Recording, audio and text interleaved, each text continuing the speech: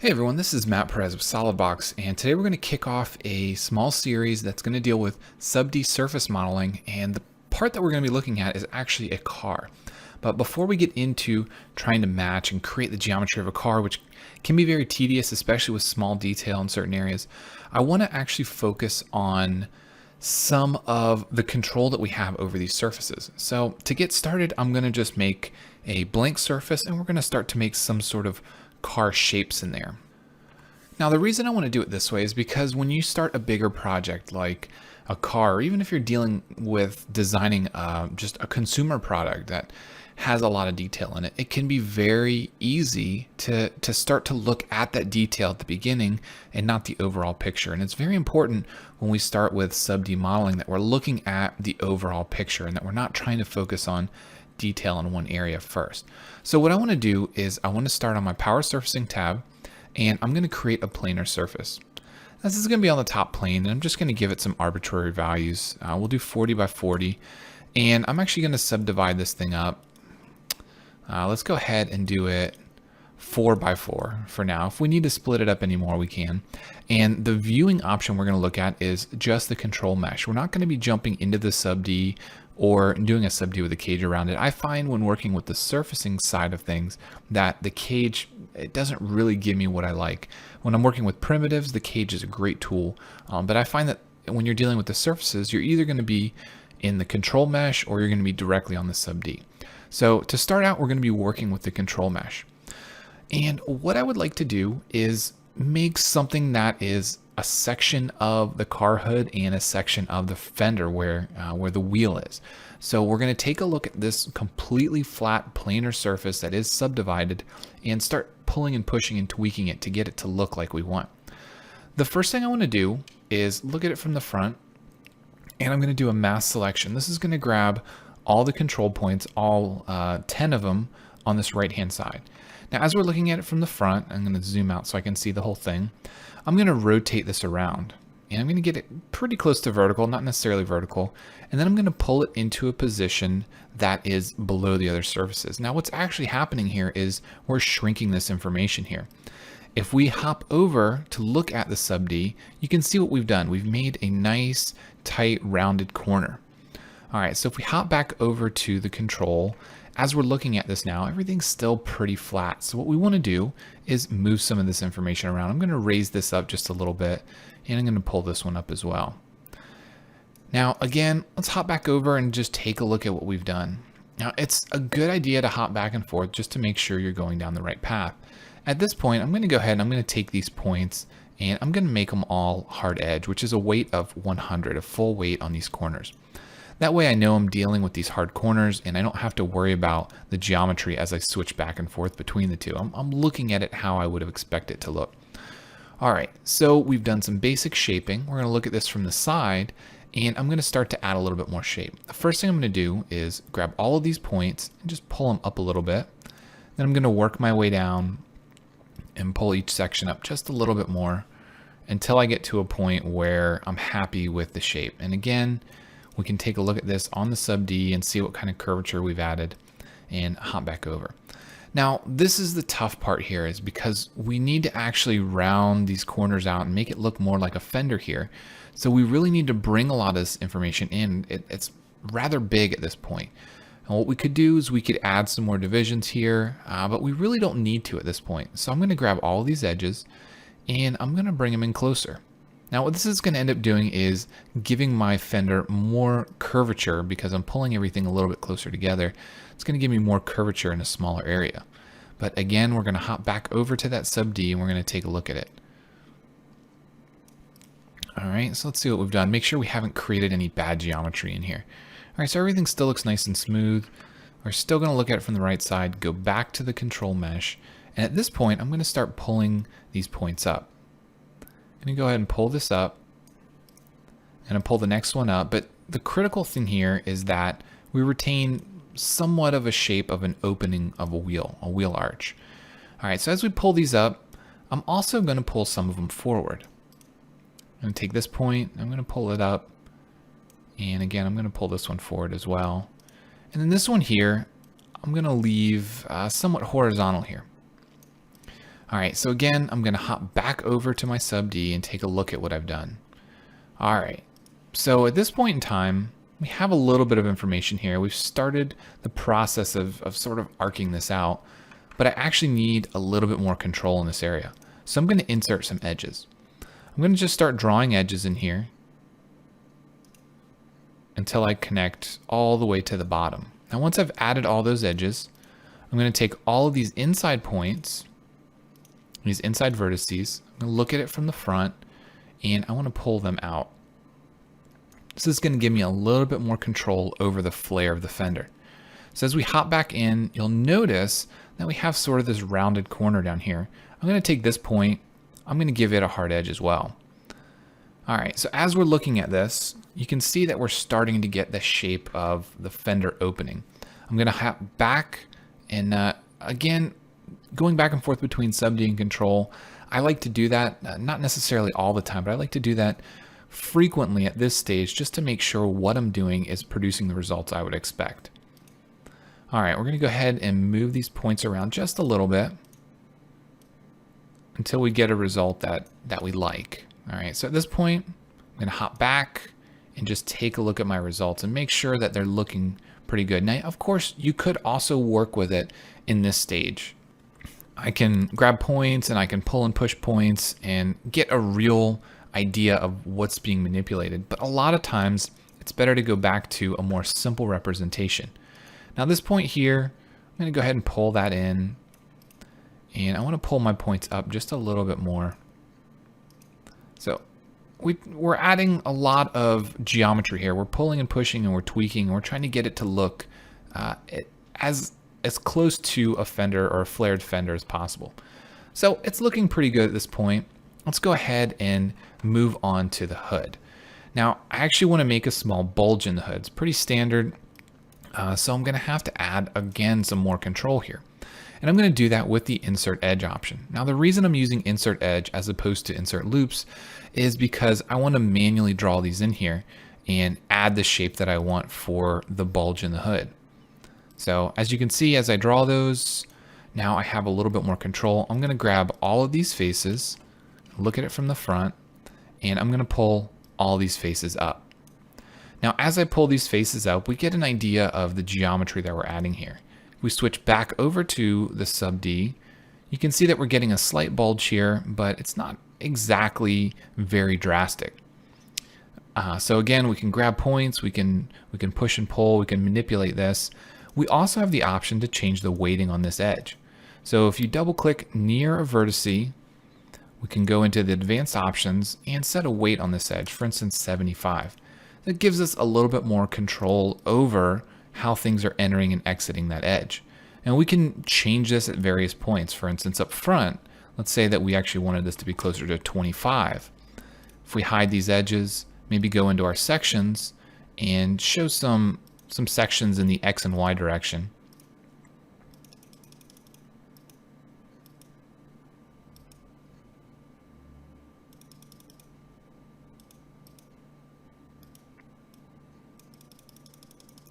You start to get an idea of the curvature here. As we look at it from the front, we can kind of see what's going on. We see we have a little bit of a bulge here, and we have that nice smooth transition now where we're not having such a hard edge in this area. Again, at this point in time, even with these sections on, we can grab and we can manipulate and we can pull things. We can even grab these faces and pull them over and sort of tighten things up a little bit. All right, so as we're looking at this, everything is starting to look pretty good. We'll go ahead and turn the sections off, go back to our modeling environment, and go back to the control mesh. So the difference between the control mesh and the sub D, it's pretty minor. You can see that it's really just smoothing things out for us. So this gives us a lot of control, a lot of areas where we can work in. Now let's say that we needed to add some more information. We could select an edge, or we could select multiple edges and extend them. So as we extend them out, we can pick an amount, for instance, 1 inch, and then we can manipulate this new edge. So if I want to take all of these points, look at it from the right-hand side or the front side, we can bring these points completely under the other edges. Now you can see that we're going to have to manually manipulate a few of them. For instance, look at it from the side. We're going to have to move these things around just a little bit. So this point right here, I'm going to move up to be a little bit more normal. This point right here, I'll move up again. And this one, not bad, but I'm going to tweak it in just a little bit. And as we look at it from the front, we're going to have to take this point, move it out just a bit. This bottom point, very similar action, move it out just a bit. And we'll take this one here and move it out just a bit. So we're not using very precise inputs here. We're doing a lot of manual drags and inputs. But the big question is, what is this going to look like when we switch back over to sub D? All right, so we click on it, and you see that we have a nice rounded fender edge. We'll take this point and again, give it a hard edge because it's what we're expecting to see. But if we hide our points, make this one hard as well. If we hide our points and we hide our vertices and our lines, you can see that we have a reasonably smooth edge, but we do have some issues in some areas. There's some curvature issues here. And what that's telling me is that I actually need to come back and I need to manipulate these values just a little bit to make sure that I'm not adding a crease in an area that I really don't want it.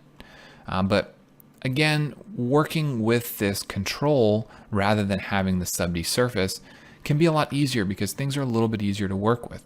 We can take this information, we can pull all these points, hop back over to the sub D and see what we've done. If we've made a mistake or if we've added some geometry that's not really ideal, then we can certainly handle that. Now, this point right here, it's got a weight of 100, and that's giving us an issue with that curvature. If we do the same thing on the bottom, this original point here has a weight of 100. If we smooth these points out, just remembering that we made them sharp originally, it can make a drastic change in our model. Let's go ahead and show some section views on this. All right, we'll kick the section views up. And you can see that we have some pretty nice curvature in this area. We have a nice rolled fender lip and everything looks pretty good. We can turn all this stuff back on, we can manipulate it as needed, but the important thing is we understand how to work with this model. I'm gonna go ahead, I'm gonna grab all these edges and I'm gonna move them all as one. And then I'm gonna go back and manually tweak some of the ones such as this bottom edge and this upper edge. Then switch back to sub D and take a look at the result. So with just a few mouse clicks and pulling and pushing things, we can get a very different result that's much easier than doing it the old-fashioned way, adding extra curves, extending surfaces, trying to tweak and pull and push things.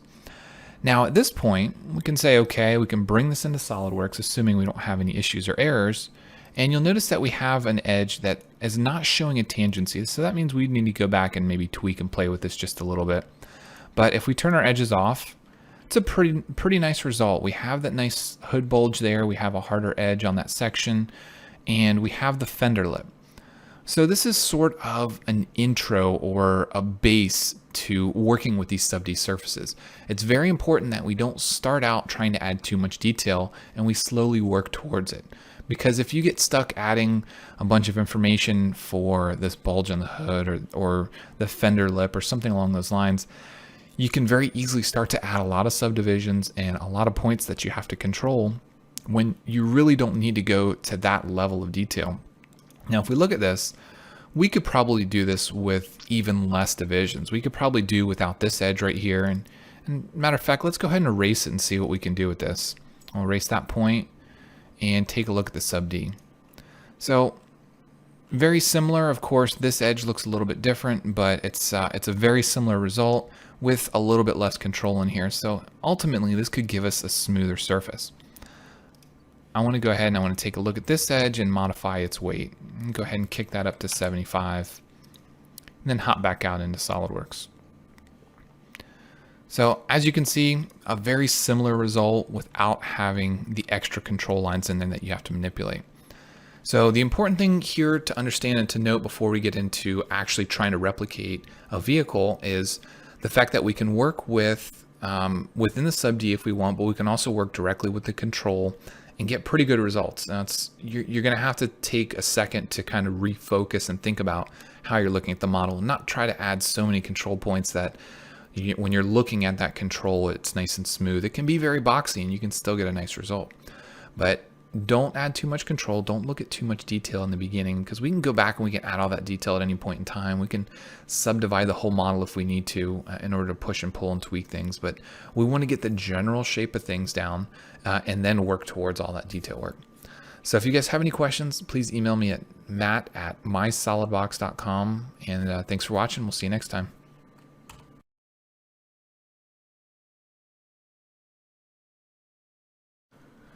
Hey everyone, this is Matt Perez with SolidWorks, and welcome to the second video in our sub-D surfacing tutorials. Now, the first video we talked about just the overall process of sub-D and how working with the control rather than the sub-D can simplify things a little bit. So now we know how to create the surface and how to start working with it. Now we want to actually try to apply that and basically copy something that's already out there. Now I chose this specific car. It's a Ferrari concept car that there's very little information about it. There are very few images. I've got a handful of images that we can look at. But what I did was I started this in SolidWorks using this standard SolidWorks modeling. So I did a lot of surfaces, surface fills, boundaries. There are a few fillets and things on this. And what I've done is recreated basically the front section of one of these front fenders. Now, as you can see, as we rotate it around, there's a larger section that I didn't quite get to yet. But the reason I wanted to do this and wanted to show you this is so you can see the feature tree. You can see just how many features there are. If we go to our feature statistics, you can see there's 78 features, one surface, 78 features, and almost a 4-second rebuild time. Rebuild time's not so bad, but the fact that I had to use 78 features, and that's not even really counting sketches and things like that of that nature. If we go into one of these features, you see that there is a projected curve, which has 2 sketches. So, you know, we could have 3 up to 8 different sketches for each of these features. So it's definitely a very complicated process. So you can even see this one, Surface Fill 2, had 5 different 3D projected curves, and each of those has 2 2D sketches just to make this one filled surface. So the process, doing it that way, while you can do it, you won't necessarily have the freedom. You can't pull, push, tweak things. So I want to take a look at this specific model, and I want to try to do this using power surfacing. So what I have is another version, exact same blueprints, exact same file. These are transparent, but everything's the same, and I want to start from scratch, and I want to try to use my sub-D surfacing, create a planar surface, and start working with it. Now the end goal here is to create just one of these front fenders. We're not going to do the whole car. Obviously, if we do this side, we can mirror it over, but there's a lot more information here that we're not going to be dealing with. So to get started, we're going to be looking at, as I said, just this front fender. So we want to start by creating a planar surface. So I'm going to use my drop down, go to create planar surface, and just start with a simple patch. Now you can obviously see this one that comes in 100 millimeters by 100 millimeters. That's not going to get it. This car's pretty long. So what we're going to actually need is probably about 2,000. We could maybe do 1,000 since we're only dealing with half of the car by 2,000. And that should be roughly the size that we need. Then we need to worry about some divisions, but to get started, I'm just going to split it up an extra division in each direction. So now we have 4 separate faces that we can deal with. I'm going to start off by looking at the control mesh. In the creation plane, I'm just going to select the top plane and say okay. All right, so now that we have something here to work with, let's take a look at how we can manipulate this and how we can move it around. So we want to get it close to where we need it. So I'm just going to grab everything and I'm going to move it around. You can determine which side you want to start with. It doesn't really matter. It depends on how your views are set up. And once we get it close to the right area, I'm just going to sort of plop it there. Now I want to make sure that I have some transparency on this as well, probably about 50%. That way we can see the image below it. Now in most cases, when you start dealing with something like a car, you're going to snap these to the right plane, or whichever plane is the midline of your vehicle. In this case, we don't have to worry about that because this is actually offset quite a bit from the midline of our vehicle. So all we need to do is start worrying about the outside shape. Now I should note that I haven't actually modeled this before using power surfacing. I haven't approached this yet, so it's going to be new to all of us. All right, so looking at this through the transparency, I want to move this just a little bit farther over, and I'm going to place it so this back corner is roughly located where this point is. Then I want to take this edge and I'm going to pull it over. I'm going to take this edge and I'm going to pull it over to that point. So that gives me a pretty good idea where the inside of the fender is going to lie from the top. Now, if I rotate this around, obviously now I'm going to have to move this. So I'm going to start with this end point. I'm going to bring it up to roughly where it lines up on our front view. Now I'm only going to move it up and down because these images are fairly small and pixelated and they don't give us a really good idea of where things line up. So we're going to approximate. We have a lot of freedom with this because again, it's not really a real car. It's never been produced, so we don't have to stick to it perfectly. All right, this next one is going to be up about there. And then this last point, somewhere about there. All right, so as we rotate this thing around, you'll start to notice that we have a good idea where the top of the hood lies. Now we have a few more divisions here that we need to worry about. So as we look at this from the top, you can see that we're kind of floating out in space here. So we're going to want to bring this information in a little bit. I'm going to start by just bringing this line in, and I'm going to bring it in about halfway between the view that we're looking at from the top. I'm going to put this about midline of this curvature. So that way I can bring this information in as well and capture some more of that information here. All right, so I'm going to start by focusing on this back corner and move this point up. And I'm going to keep this point exactly where it is. As we look at it from the side, we're now dealing with these two areas. So what we need to do is start moving these into roughly the position they would be in. Now, as we're looking at this model, these 2 points are roughly about the same. Again, we don't have a lot of reference here. And then this point is this lower point that we're looking at here. So this one is actually going to end up way over here. So I'm going to go ahead and I'm going to move it over to this point. So again, we'll rotate this around and take a look at what we've created. Now this may or may not be the end goal here, but we want to start moving things around and getting them in place so that we know what we're dealing with. Next thing I'm going to do is I'm actually going to grab this edge and this edge, and I want to pull both of those up. Now the reason I want to pull both of those up is because I know that they're not laying down here on the ground. I want to get them up out of that plane so it gives me a little bit better idea of what I'm looking at. So as we look at it from the top, these points obviously need to come in. So I'm going to bring them back in closer to the curvature. And as we look at it from the side, obviously this isn't exactly right. We know that the hood line's about there. And when we look at this from the top, these points are just inside the fender. Now, as I said, I do have a few reference pictures, so I'll drag them over. And they're fairly small. This is as big as they're going to get. So you can see this sweeps up nicely and then sort of tapers off over the wheel. So we have to deal with this kind of low fender section, which later on is going to have a little bit of a ridge in the middle of it. We have to deal with this low fender section here that gradually goes down to the hood area, and then it sweeps up to this fender.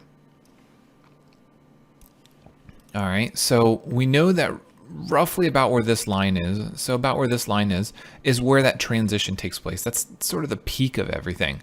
So I'm actually going to move it into this transition. I'm going to worry about this fender a little bit later. But you notice that down here I'm leaving it out because that's sort of where it is. It's sort of where it ends up. So as I look at it from the side, these are going to be not exactly located, but fairly close to the hood line. They're going to be a bit above. So I want to pull this information up. All right, and again, it's important that we rotate things around and we take a look at how everything's laying out. So from the top, we're dealing with this gradual increase in the height or the curvature that's on the inside of this fender up to the top of this wheel well. So this point is going to be pretty close to the top of the wheel well, where this point is lower down and actually has some of that curvature in it. As we rotate around, this point is the center hood line. This point we need to figure out where that lies. Now, as we look at reference images and we rotate this thing around, we don't really have a good idea, but we know that it's probably going to be a bit higher. So what I'm going to do, I'm actually going to bring this back into the model just a little bit, and we're going to have to worry about this curvature just a little bit later. What I want to do is bring this up. And the last thing I really need to deal with is this point here. I need to bring this up as well. So I'm going to put it up somewhere around there. All right, so as we're looking at this, it doesn't look very good. It doesn't look very appealing. Let's switch over to the sub D and see what we have. All right, so as we're looking at this, it doesn't look like very much yet, but we want to actually sharpen some of these corners. So I'm going to do a hard edge back here, and up top, I want to stick a hard edge in here as well. And this, I'm going to leave all this rounded. I'm not going to worry too much about that. So you see that we have some work. We need to fill in this information, but we also really need to worry about the wheel well portion of this before we can get into any of this detail work. But what we have so far, it looks pretty good. Let's go ahead and look at it from this angle. It curves around, it starts to go up, and you can see that we have a little bit more work to do. We have some points that we want to move. If we look at the sub D, you see that we can go ahead and move those around. Now, you'll have to remember when we look at this from the side, we're actually not dealing with the high point in this fender. We don't have enough subdivision in this model to get to that point yet. So this might be a good time to add some more division here. So I'm going to hold down the A key and I'm going to add a line here. Now this will allow me to take this point and move it all the way up to the peak of the wheel well. As we rotate this thing around, you see that we have this extra vertex in here that we need to worry about. So I'm going to take this vertex, I'm just going to pull it back a little bit, and I want to take a look at the sub D. So we're getting a little bit closer. It's curving up over the wheel well just a little bit better, but we still have some work to do. We need to manipulate things a little bit more. As we look at it from the front side, again, it's looking a bit better. We could stand to move things around just a little bit. We could pull this information in and possibly pull this information in as well and get that curvature to look just a little bit better.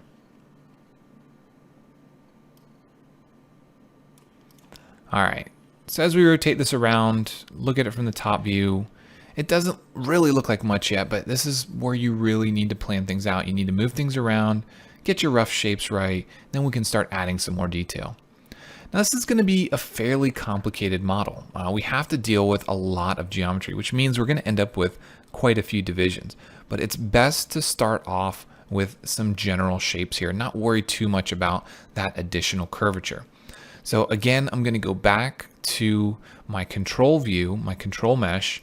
So I'm working with the control. And as I mentioned in the last video, the control mesh over the sub D or the cage over the sub D, it doesn't really do much for you because this control mesh is going to be going through the surface at so many points that it's really better to just do one or the other. All right, so at this point in time, we're still dealing with this sort of top surface here, but we want to go ahead and we want to add more detail. We need more detail in this model.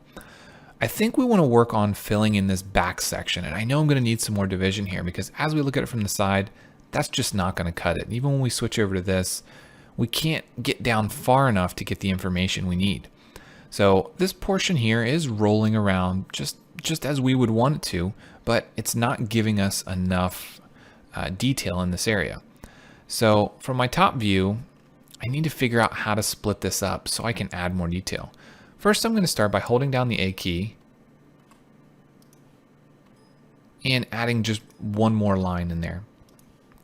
Now, the reason I just do one more line and I want to deal with this information is because I want to break it up in some sort of method where I don't add too many controls at once. So now I want to take this specific point and I want to make sure that I just grab that point and I'm going to move it. I'm going to move it all the way down here. Now, remember, we have the ability to add more control points at any point in time. So if I figure out that that's not really working, I can grab this point and I can move it up in the model, move it around in the model, and get the shape that I want a little bit better. So if I switch over to sub D, you can see that my goal is to get down lower into this corner. So I'm going to make this a hard edge, and you can see that it pushes it down. It gives me a little bit more control over the shape. Now, it's not going to be perfect, but we're getting closer. we're going to need a lot more control in this model because there's so many changes in curvature. But at least we're getting close. All right, so as we look things over, it's also very important to note and also very important to think about all the points that you added that 100% weight to. So we know we have 100% weight here. We have 100% weight here, and if we show the weight, you can see that. We want to be sure that we don't accidentally add 100% weight to points within the curvature.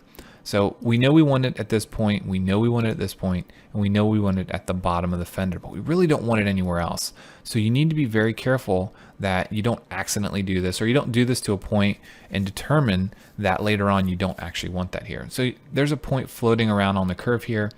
And that was a vertex we could make sharp, and we might have to at some point, but I still want to leave the weight at 0 at this point in time. All right, so the next step at this point is, of course, to add a little bit more control. We need to add some more geometry in order to get this. But one thing I want to note, or one thing I want to mention as we're looking at this model, and I'll rotate it around, we might be able to see it a little bit better from this side. This front face here actually wraps up and goes over and is the top of the fender. So that's important information because we can use that to our advantage, and when we start building this information, we'll start working on it all at the same time. So I really want to be sure that I get the information that is basically the top and the back side of the fender. Now if I drag that view over here, the sort of the back view, you can see that as the fender rolls in, it is flared out down here at the bottom, and then it sort of comes back in and blends itself in back here. But when we look at it as sort of a front view, I'll drag another view over here. Again, this side fender, this completely curves and wraps up around and then blends back in. So this is a very complicated, it's a very tricky shape to deal with. It probably would have been easier to deal with the back half, but the idea here isn't to do something easy. It's to take a look at the process when we're dealing with these more complex models, because we can show you easy examples all day long, but when you get into doing it by yourself in the more complicated models, if you can't do it, then the software is not going to be any good to you. All right, so as we rotate this around, we're pretty good on this curve on the inside, and we know that we're matching the top here. We can push things around just a little bit more and get the shape a little bit closer to what we want, but it's pretty good in terms of the curvature that we're seeing. But one thing that I want to note, or one thing that I want to mention, is that curvature from the front that wraps up over the top and is basically the fender here, we're going to have to worry about that wrapping around the bottom. So it's probably a good idea to bring my control back up. Now, I don't necessarily want to do this, but it's probably a better option for us to have this sort of squared off profile at this point in time, and then we can, when we deal with that front section and over the top and back around, then we'll have more real estate to work with that. So I'm going to have to manipulate this a bit and get that fender shape to look a little bit better again, and make sure that all my geometry is working out. But we have a pretty good idea. We have a pretty good understanding of what we're looking at. So before I go any further, I'm going to turn off my points and my edges, and I'm going to go into my section view. I want to load a section up in the X and the Y direction. I want to add some lines and take a look at this curvature and make sure that everything looks good. So I rotate it around. It looks nice and smooth, blending up to the top edge of that fender, and it's rolling down here pretty well. And again, we don't have the references images to really show us what this is doing. We don't have good blueprints. We have kind of these pixelated fuzzy images here. But from what it looks like in the image and from what it looks like we're dealing with, this looks pretty good to me. So I'm going to turn those section views off and turn my edges and my vertices back on, so that way I have a good place here. All right, now I want to go ahead and hop out of here, back into SolidWorks, and I want to save this. So it's always good, especially when you're working with power surfacing, because it is an add-in. If you're editing this feature and something happens, it crashes, even if it's not the final surface that you want, as long as you have a single individual patch and you don't have extra pieces floating around, it's a good idea to hop out every once in a while, take a look at it and save it. Now we can see as we're looking at it, there's an edge here that is not showing that tangency. If I go to view, display, and I see tangent edges are phantom, it means there's potentially some issue there that we need to deal with. So this is also a good thing that we can come out and hop at. So you can see down in that corner where we have that 100% weight, that's producing the problem in this area. Now we know this isn't a final solution, it's sort of an intermediate solution. So I'm not too worried about this edge just yet, but it's a good thing to note that if we come in here and we look at this, we're gonna have to deal with it at some point in time. Everything else looks nice and smooth and we don't have any other issues here.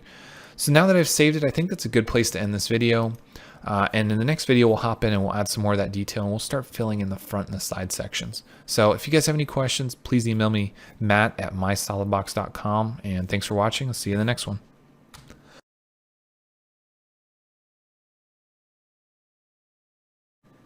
Hey everyone, this is Matt Perez with SolidWorks and welcome to video 3 in our sub-D surfacing tutorial.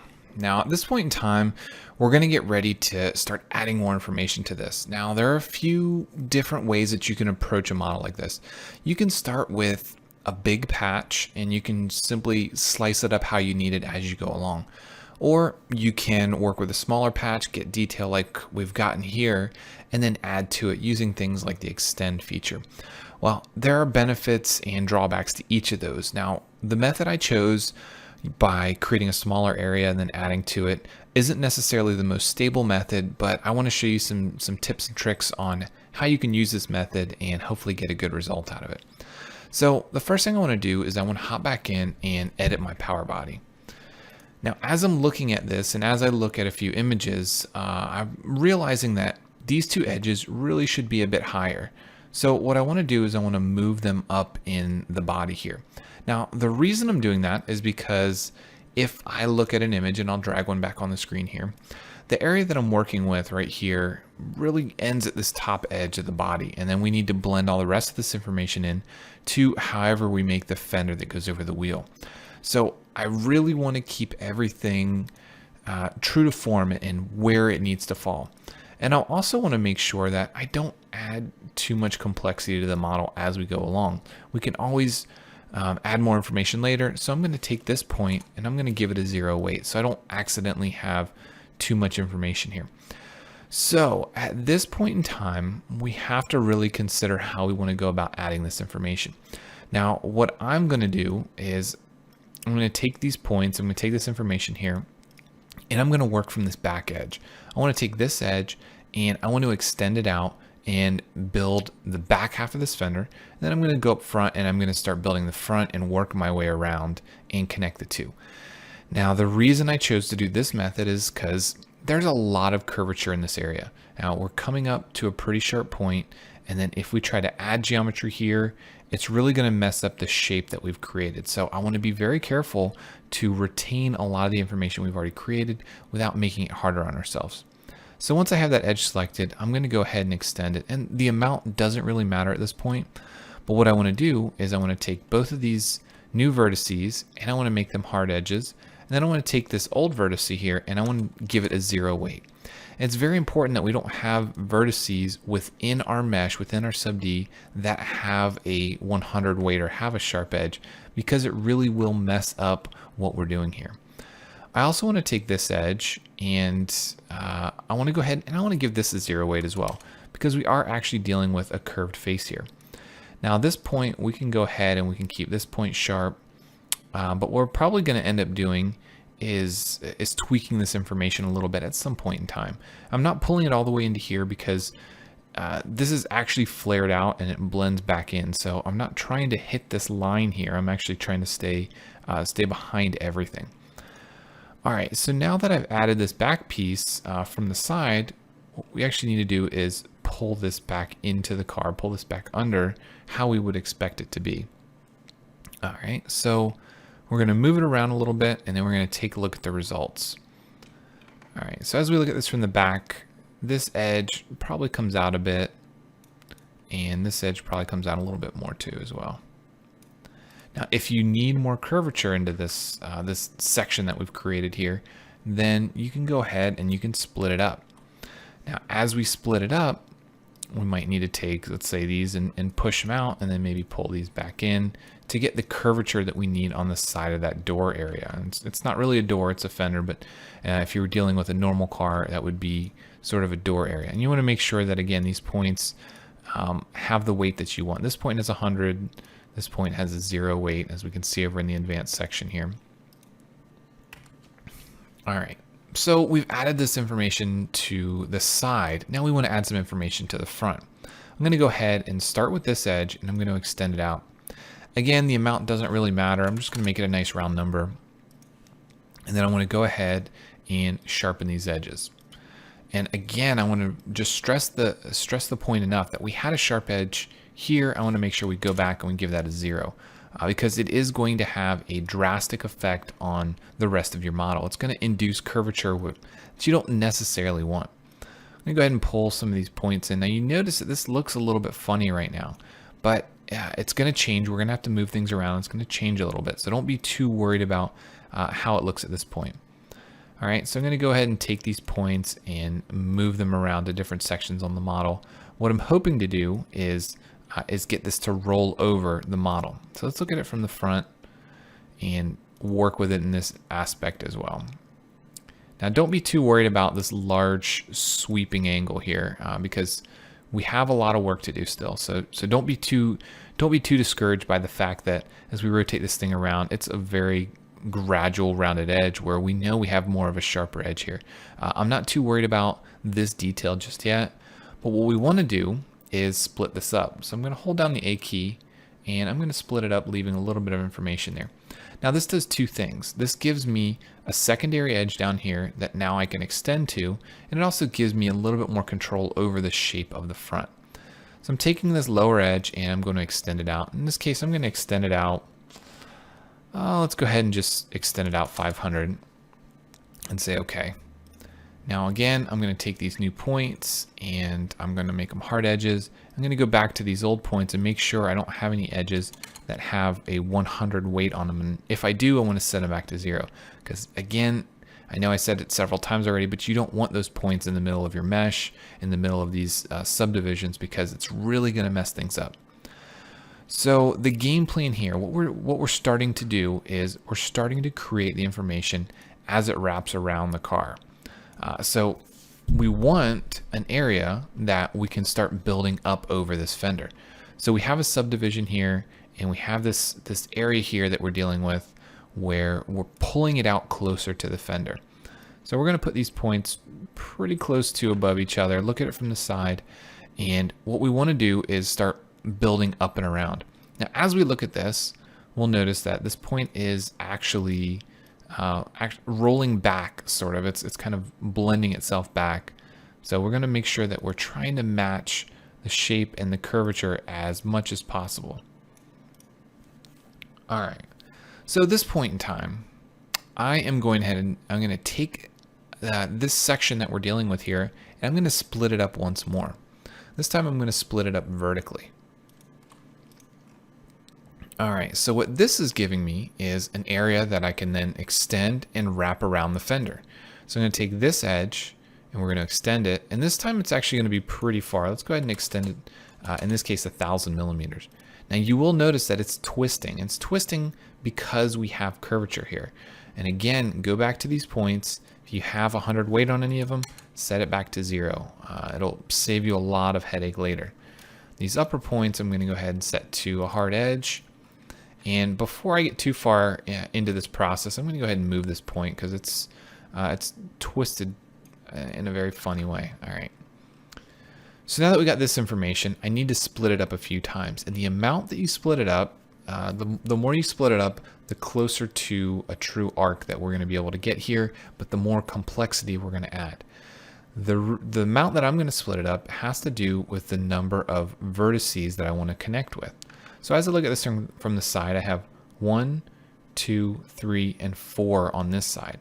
So I'm going to need 4 edges. I'm going to go 1, 2, 3, 4, and I'm leaving this extra little section back here. I can delete it if I don't need it, but I want to make sure that I have enough information here. Now that I have all of this, what I want to do is I want to wrap it around, but I need to make sure that it's wrapping in the right direction. So as I'm looking at this model, as we're taking a look at this geometry, things may or may not be the right shape that we need. So we have to be very careful here. But I'm going to go ahead and take all these points Let's see, we'll take these outside points, this one, this one, this one, this one, and this one, and we'll sort of just bring them forward a little bit. Now we're going to do more work to this, but that's just where we're at this point in time. Then I'm going to select all those faces, and I'm going to use the bend option. I'm going to draw a straight line vertically, and then I'm just going to sort of wrap this around to get close to a curve. Now it's not going to be perfect, it's not going to be exactly what we need, but it's going to get us pretty close. So as we're looking at this, you can see that we've wrapped around the fender, and our vertices are actually pretty close to lining up. What I want to do is control select these faces, and I'm going to move them out just a little bit so I can see what I'm working with here. All right, so again, moving it around, and remember, we're currently working in the sub D mesh. You could work in the control mesh. Things look a little bit different, may or may not be easy for you to wrap your head around making these arced surfaces. So I'm going to just stick with the actual sub D for now. All right, so as we rotate this around, as we take a look at it, what I want to do is get all these points as close as possible. Now they don't necessarily have to be perfect. I can take this edge itself and move it down, and then notice that it needs to be over here somewhere. Then I'll take this edge and move it, and then this bottom edge I'll go ahead and I'll bring down and move it around. All right, so once all the edges and all the vertices are fairly close, like I said, they don't have to be perfect because we have a lot of control over pushing and pulling. We can then start to connect things. Now it's important, it's very important that we look at this from all views and we make sure that what we're actually doing here is close to ideal. Now you'll notice that we're a little bit wider than the view when we're looking at the front view. When we go to the top, we're just a little bit wider. So I can select all these points and just bring them in, bring that whole shape in. All right, so now I want to start connecting things, and it's important that you are very mindful of the selection process. I'm going to start in the middle. I'm going to select this point first and control select this point and merge them. I'm going to do the same, moving backwards on the model, merge those vertices, and I'm going to go here and I'm going to merge these vertices. Now as I do this, you notice things are changing. You want to be very careful with the weight. So if we select this point, you'll notice that it has 100 weight. I'm going to set it to 0, and things will smooth out a little bit. It's not going to be ideal, it's not going to be perfect, but things get a little bit better. All right, and as we're looking at this from the top, we want to pull a few more points in. Now you'll notice that things are moving around. But what we've done is we've actually sealed up the model here. Then I'm going to select one of these edges, and I'm just going to say fill face. Now, fill face does a pretty good job of populating this area, but it's not perfect. You can see that there's still an open vertex here. We want to go ahead. I'm going to hide my front blue plane, make it a little bit easier for me to see. And what we want to do is we want to fill this information in. So I'm going to take insert edge, and I'm just going to connect it up to this point. This may or may not be ideal, but for right now, I want to do that. And I want to take a look at all these points. I want to make sure that I don't have a 100 weight on any of these points that are in the middle of my mesh. All right, so now what we want to do is we want to take this upper edge. We're going to control select these edges. I don't know how far back we're going to go, so I'm just going to select those for now. And I want to give them a weight. I'm going to say 25. Now at this point, we'll go ahead and hide our edges and hide our vertices and take a look at a section view. Now, as we look at section views, we can pick the directions we want, we can pick the number of sections, but the thing that we really want to focus on is this edge here. Now, if you don't want to use sections, we can also turn on the zebra. Now, the zebra will give us a very good indication of how the curvature is changing. It's a little tough when you have transparency on because you get information from the surrounding surfaces, but it's important that we see these tight lines here and we see how they're blending around the fender. I'm going to go ahead and turn off my zebra and turn my edges back on. So everything seems to be looking pretty good. We're not 100% sure, but let's go ahead and let's add some weight to this edge as well. I'll go ahead and add 25. And I know we're going to have an issue in this corner because we don't have all the information we need here yet, but we really want to focus on the overall shape. So this may or may not be right. We might need to pull some things around. Like we might need to pull this point out. We might actually need to pull this point out as well. But we really want to just get close, get pretty close to the ideal shape. We're trying to blend everything as it looks like in at least our images in our model. All right, so pulling things around, everything's looking pretty good. At this point, I'm going to hop out of PowerBody, go into SolidWorks, and take a look at what we have. So you can see we may have some issues here. There's some areas where it doesn't look like the faces are knitted together. And we've got this edge here, which it doesn't look like it has tangency, but these are all things that we can fix. These are different patches that we can worry about a little bit later. But the area that I really want to be concerned with, or at least the area that I really want to focus on, is why this patch is the way it is. But let's go ahead and just take an overall look at the curvature here. So you can see we have that harder edge. As we're looking at just some of the standard shading in SolidWorks, it looks like we did a pretty good job of getting the design intent here. We need to tweak a few things. The front isn't quite right. There's a hole in this patch here. And obviously we need to still work on the back of this model. But we've done a fairly good job of getting the base shape down, and that's most of the work. Now, we're gonna have to spend a lot of time tweaking and pulling and smoothing things out, but most of the work in getting a shape like this, a fairly complex shape that has a lot of change in curvature, not only just changing from concave to convex, but also having tighter points and softer points. It's very important that you get this overall shape. So I'm going to turn my edges back on. I'm going to go ahead and save this. And then I want to go back in and edit my power body. Now I want to figure out why this area is the way it is. And in order to fix that, we can maybe erase some edges. For instance, let's put on our edge selection, grab this edge and just erase it and see what happens to our model. So it makes a patch that has multiple sides here, but maybe that's okay. Maybe we can get rid of multiple edges. Maybe we can take all of these edges out and we might have a valid region here. Let's go ahead and okay this, hop back out and take a look at what we've done. So you can see that it sort of fixed that area where we had a multiple patch. If I hide the edges, you can see now it's completely filled. We don't have an issue in that area. Our curvature may or may not be perfect. I'm going to go ahead and go into my options, go into my document properties, image quality, and I'm going to change sort of the shaded quality here, maybe smooth things out a little bit.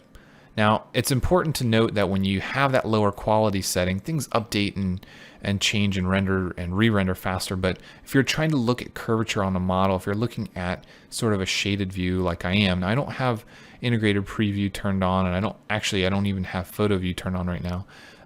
So I'm not looking at full high gloss renders, but I am looking at some of the standard lighting in SolidWorks. So once you turn the quality up, you actually get a pretty good idea of the shape. And before we end this video, I want to take a look at this front face, because this is part of it that we really need to get under control. So let's hop back in and let's take a look at this. Now, I think the reason that we're getting this problem is we have the edge weight here, but this point and these points aren't really in the right area. So as we look at this model, I want to go ahead and I want to pull some of this information out. I'm going to pull these out as well and give it sort of an arced out shape. So as we look at it from the top, we're getting closer, but you can see that we're kind of obscuring the results. So I want to take this point from the top view and really get a good idea of where I want it to be. Now, of course, just like with everything, we can come back and we can tweak and we can push everything later, but I want to really focus on getting the shape down from the get-go. All right, I think this side needs to be pulled in just a little bit. And then we also want to make sure that this point is realistic. Probably want to push it out just a little bit. It might be a little bit too extreme. And I think that's a good point. So let's go ahead and okay this. Again, hop back out into SolidWorks, take a look at it, and that looks a lot better. We don't really have that obscured edge. Everything looks like it's blending smoothly. The light effects look pretty good, and the shape of the fender looks pretty good. I think with the progress that we have, we'll go ahead and save, and I think that's a good place to end this video, and we can pick up some more detail work in the next video and work on sort of patching the back end and working on still that overall shape before we get into a lot of the minor details that we need to do. All right, so thanks for watching. If you guys have any questions, please email me at matt@mysolidbox.com. Thanks for watching, and we'll see you next time.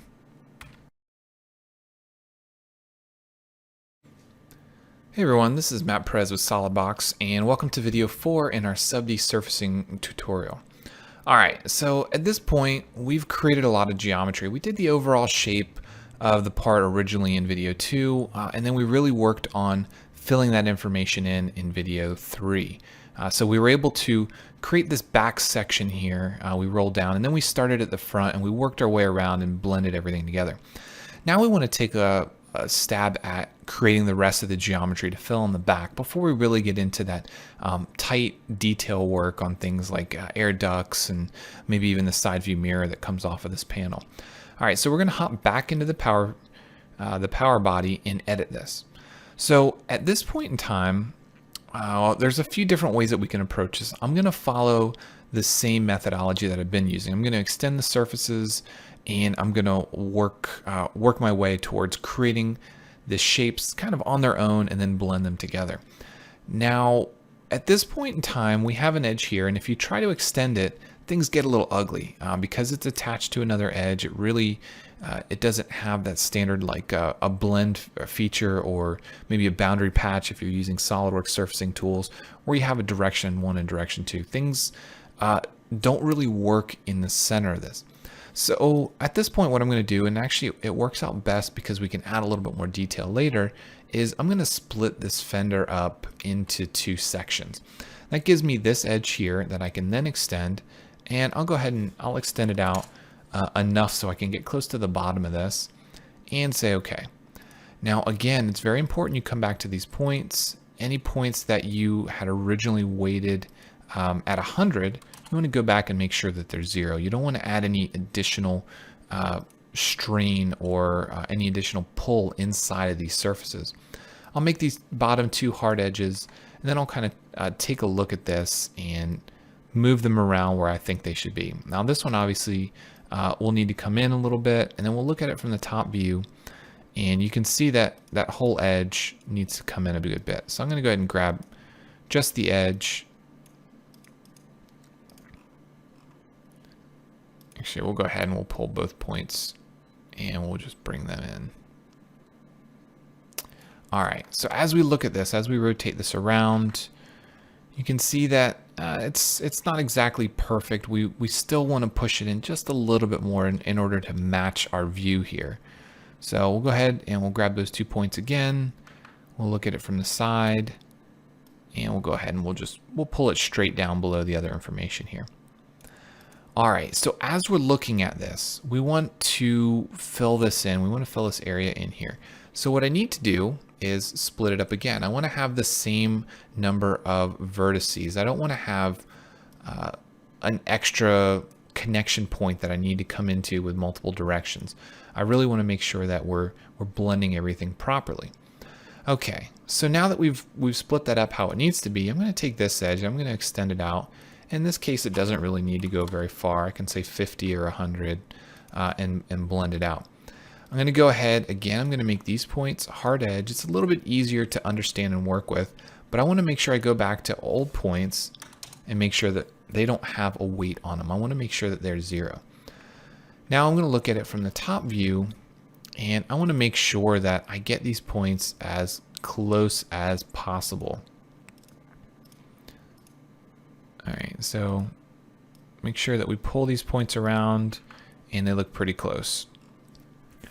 All right, one thing you'll notice here, if we rotate this around, take a look, these faces here have nice broad curvature to them. Of course, we still need to worry about this point in here, but everything on these 4 faces here are nice and broad. This face is fairly flat. It doesn't really have any curvature to it. But once we start pulling points together, everything should work itself out. Again, the selection point on the surface that we want to keep is our first selection. The next one that we want to merge is the secondary selection.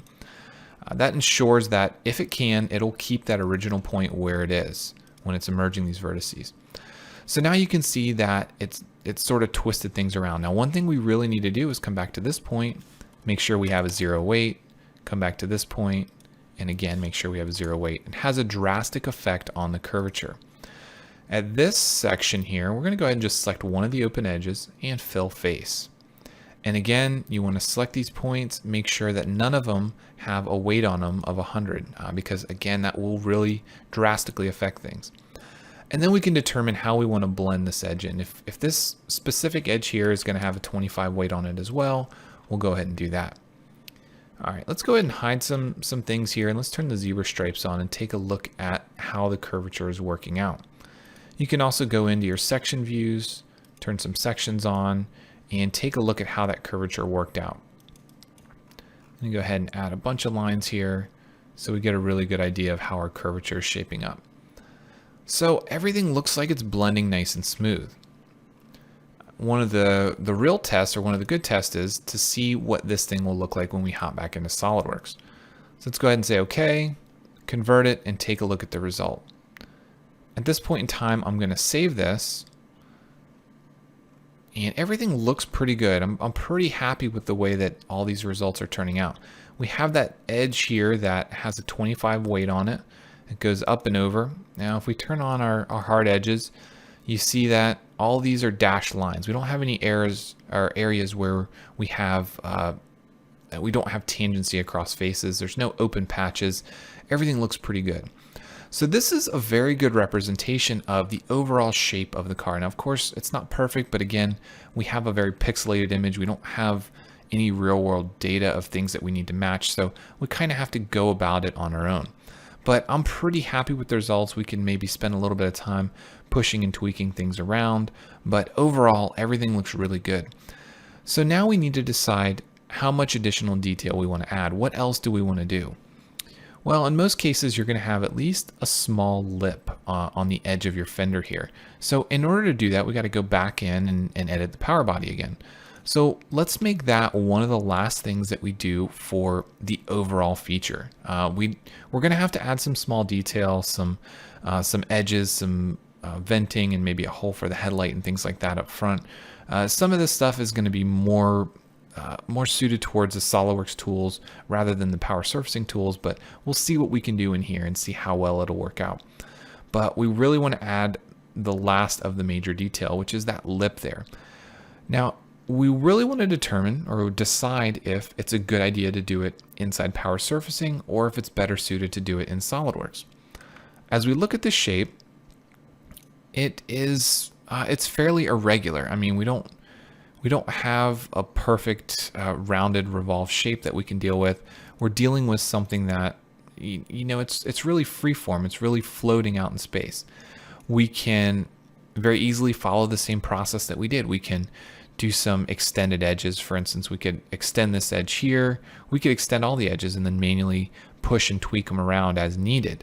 Or we can go back into SolidWorks and we can draw a sketch down here and maybe do a sweep around the whole thing or loft from one side to the other. Or we could even come in and do a ruled surface. And we can grab all these edges and bring these edges in. Let's say we want to take it in 50 millimeters and we want to take it in normal to the surface. So this would be a pretty good idea. We also have the option to do it perpendicular to a vector. We could select a plane such as the right plane and bring that information in. Let's say maybe it needs to be closer to 25. So this is a very quick way to add this detail. But keep in mind that once we add this detail, that detail is not included within the power surfacing power body. So if you need that information, you need to edit it within side of the power body, then you really want to do it inside here. If you need to make tweaks, if you need to add little lips or vents or whatever. But this tool, the power surfacing tool, is really more suited for the bigger picture, the broader shapes, not the small detail there. So again, that's really your choice. That's really your decision whether or not you want to do this information within SolidWorks or within editing your power body. But we have all the control we need inside here. We can do a fillet because it is a hard edge, and we can come in and actually do a conic fillet. We can do tangent propagation. We can select all the edges that we want it to go about. And and we can get a pretty nice result for this fillet without having to do it directly inside of the power body feature. Now for me, if I was designing this, I would probably do this lip directly in SolidWorks. It gives me a lot of flexibility. I can also come back in. I can do the ruled surface that is normal to surface. I can grab this edge and I can push it back into the body. Let's say that we wanted to take it in farther so that we actually had more of a real wheel well. Maybe 500 is a bit much, but you can take that in and you can trim it and add that information as needed. So a real handy way to create this information and to do it inside of SolidWorks rather than doing it in the power body. But let's go ahead and go back into the power body and let's focus on some other things. Well, let's go ahead and drag an image on the screen here. So you can see that we have a cutaway inside of the power body or inside of the surface that we created. We also have a mirror here, which we don't have a lot of detail work on, and we have a light here. That's kind of an opening here. Now, are these types of features or these types of information something that you would want to do inside of editing your power body, or would you want to do them as SolidWorks features? Well, on this specific model, that type of information would be, again, more leaning towards doing it as a SolidWorks feature rather than editing the power body. Because at this point, we don't really want to break the surface open. We don't want to push it. But what we can do, if we look at this from the front, is we can add divisions here. We can add lines here. We can push faces if we need to in order to get regions that we want to push. So for instance, if we knew we wanted to maybe have that area right here that we wanted to push. Now we would want to connect these lines all the way out and maybe bring them all the way across here. But let's say that this is the face that we wanted to push and deviate. Now, I believe in the newer version, you're going to have a little bit more control at doing some of this micro detailing rather than having to add all these divisions to the overall model. But for right now, you're going to have to split things up. Now, I might have to add another division here and maybe push that information over. But this gives me the control to, let's say, take this edge and pull it back and give it a weight. Now, for instance, let's say that we needed a hard edge here. We can give it 100 weight and maybe give this edge and this edge a weight as well. Now, for me, this isn't an ideal methodology. This isn't the best way to do it. I would most likely come out and from my front view, or from my side view, however it lines up, I would split this information up. So let's take a quick look at how we can do that. As we're looking at this from the front view, you can see that maybe this information could be changed a little bit. We can tweak the shape a little bit. But what I want to do is sketch on my front plane. I actually want to turn my front blueprint back on. And this is the area that we want to work on. So I'm going to take a spline and I'm going to start from this this edge that we've already got created within our power body. And I want to go all the way out to this area. I'm going to right click or hit escape and end that spline. And I want to draw another one. Do the same thing down here and come out to this edge, hit escape. And what I'm going to do is just give this a little bit of curvature, kind of pull it. And then I'm going to draw one more spline right here and then give that a little bit of curvature as well.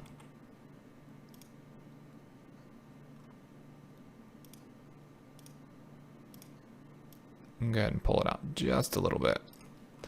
So what this sketch will allow me to do is come in, go to either my surfaces or my features tab and do a split line. Now we can project this sketch onto this face. And that gives me some information on where I can split that up. So now I can take this information here. I could maybe delete this face, or I could even offset it. Offset might be a good option. Let's go ahead and take a look at where it's going. Let's do it pretty drastic. Let's do it 100 millimeters. And what that offset has given me is the available option to now delete this face. And then I can do maybe something like a boundary surface from this edge to this edge, making sure that first edge either had a curvature or a tangent relation, depending on what you needed to do. So as we look at this from different angles, different views, it's going to give us a very different result. But this is a way that you can handle this type of information. So let's go ahead and we'll do a boundary surface and take a look at the result. We can hide that offset surface. Let's go ahead and... All right, so you can see that we have the general shape, and then we can do things like extend that edge. Maybe it needs to go 25 or even more, 50 millimeters. We can extend the bottom edge as well. And now as we look at this from the front, we now have all the information we need to split it up. So if we look at our front blueprint, you can see that what we really need is a hole right there. So as we look at this from our front, we could maybe say, draw a spline somewhere in this region. That would allow us to split and get that deviation where we need it. And go ahead and bring this edge down to there. Bring this edge up to here. And then draw two more splines. We'll go from here just shy of that point. Now the reason I go just shy is because it makes the blend a little bit easier. And then do one last spline from this point, and again just shy, giving a little bit of curvature here. All right, so now this new sketch allows me to trim, and I'm going to say keep selection, and I'm going to keep this portion of it. And I've just gotten rid of all the rest. So I can again hide my front blueprint. I'm going to go ahead and I'm going to knit this together. I want to keep these two as one piece. And then I can do a boundary surface. Let's go from maybe this edge to this edge. You know, control the shape just a little bit. I want to pull these endpoints in just a little bit again to help the blend. And if I need to add any curvature here, I can, but I'm going to keep it straight for now. Say okay, knit everything together. And then I can use a boundary surface or I can use a filled surface. If I need to put a fillet on this back edge first, I can do that. Make it nice and rounded. And then we can maybe do a filled, grabbing the open loop and applying curvature where needed. So the first edge, maybe this edge, we need tangency. This back edge, can't really do anything because we have a sharp corner. Maybe this edge we can apply tangency. This edge can apply tangency as well. Tangent all the way down the line. And the last edge will apply tangency and allow that to fill. So you can see we were able to fill that area. Now, of course, depending on how you need this to be done, if this area needed a blended area, we wouldn't have to just do a straight connection between the two. We could do a fillet first before that point and allow that to blend a little bit differently. Actually, let's go ahead and try that before the surface fill. Let's just do a fillet on this edge. And it's not going to work because it doesn't connect all the way. We'll go ahead and just leave it as is. And then we'll do a filled surface on the other side as well. And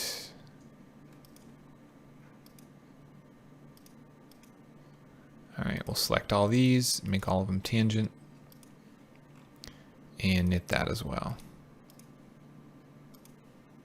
Now the reason I like to knit them individually is because I like to look at the gap settings, any gaps where we might have, probably in this area where it would be. And then we can come back and blend things in a little bit differently if we need to. Maybe blend this area or do it manually. We can split it up some more and do some boundaries and so on. But as we're looking at this model, that is probably the methodology I would take to split this up. I don't think I would try to do this sort of information within the power surfacing, because it just doesn't make for a very clean methodology inside there. Now let's go ahead and tweak this just a little bit.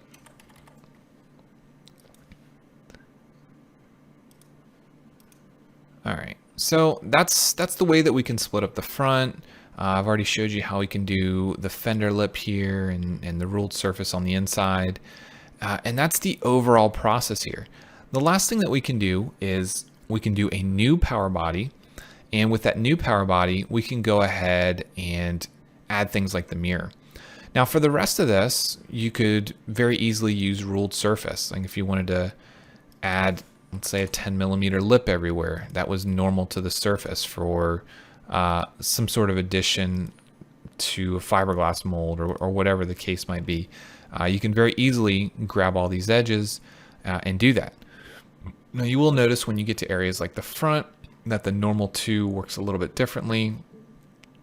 So in that case, you might end up actually doing that individually or doing a sweep and selecting a direction, maybe tapering it to a vector if you need to. In this case, we'll just go ahead and do normal to surface and say okay. It gives the model a little bit of a look of thickness. Now, of course, you could also select the whole thing and try to thicken it as well, but it's a little bit different result. Let's go ahead and thicken it inwards. It may or may not work because I have the fillets on the corners out here. Yeah, so it's failing to do it probably because I added some of this detail and we have some of this detail up front, which you may want to do after a thicken. But that is the general shape. That is the general process of creating this information within power surfacing and then doing some different things on the backside inside SolidWorks. And after we mirror it, now we have a good starting point for the rest of the vehicle.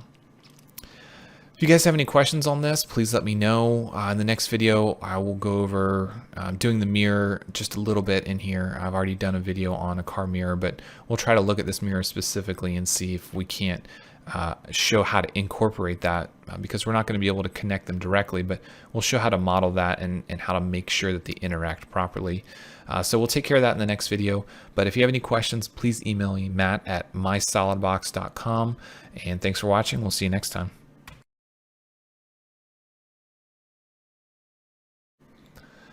Hey everyone, this is Matt Perez with SolidWorks, and welcome to video 5 in our sub-desurfacing series. All right, we've already done quite a bit, and I showed you a little bit about some of the tools that you can use in SolidWorks to handle some of this modeling detail. We took care of this air intake scoop. Now, of course, it's just a very dumb version of what that actually would be. I mean, there's no opening here, obviously, but we took care of that, and we also took care of the fender lip. So we took care of the lip and the ruled surfaces and fillets that took care of that as well. I went ahead and mirrored it just so we could see it on both sides, just to get a good idea of the shape and the view of the car. Now what we're going to do in this video is finish it off by taking care of the side view mirror, and that's kind of tough because we don't really have any good references for it. Now we have this very pixelated view of the top. We have a little bit on the side, and the front view is obscured by the fenders. You don't actually see any of it. So really all we have to go on are some of the pictures that I have. So as we look at this picture, you can see kind of the shape here, what's going on with that, with the side view mirror. But there's really not a whole lot to go on. So we have a little bit of freedom here. So I want to go ahead and I want to start by creating a primitive, and I'm going to create a box. So as we do this, we're going to look at the top plane, and what we want to do is we want to create a box that is fairly close to the right size. So I'm going to go ahead and say 200 for the length. It might be a little bit short. Let's say 250. And for the width and the height, I'm going to go ahead and leave them at 100, and that should be pretty close. I'm going to use my rotation offset, and I'm going to go ahead and rotate it to be pretty close to the right angle. Something I don't necessarily need to do, but it may or may not make things easier for me. And we're going to view this as the control mesh cage around our sub D. I'm going to say okay. Now the first thing I want to do is I want to move it closer into place. So I'm going to get it pretty close, look at it from the side view, and I'm going to pull this thing up to where it should be sitting just on top of the fender there. So that gets it pretty close to where it should be. Gives us a little bit better idea of where it sits, how it sits, and how we need to manipulate it. The first thing I want to do is I'm going to take this back face, I'm going to give it a hard edge. So that way we're starting with something that's a little bit more mirror shaped. Now, in order to get the shape that we want, we're going to have to subdivide it. We just don't really have any way around it. So I'm going to use the A key, and I'm going to split this up close to the middle. I'm going to look at it from the side and see where else I want to split it up. So this gives me some freedom in dealing with the shape in a couple different areas. And that should probably be pretty good for us for right now in terms of getting the shape down. All right, so I'm going to rotate it around. I'm going to select these edges. I'm going to bring them down. I'm going to select these edges and bring them up. Now with something like this, you may actually end up needing to take this end face and putting a hard edge on it as well, potentially maybe making it a little bit softer. Let's actually take it all the way down to 25, but it might be something that you need to do. Now you'll notice that it actually messed up this face here. So we'll have to go back and make sure that this face is hard, even if we want a little bit different edge weighting on this face here. As we look at it from the top, we're going to bring this information in, go ahead and narrow this mirror down, and we'll bring this side in as well.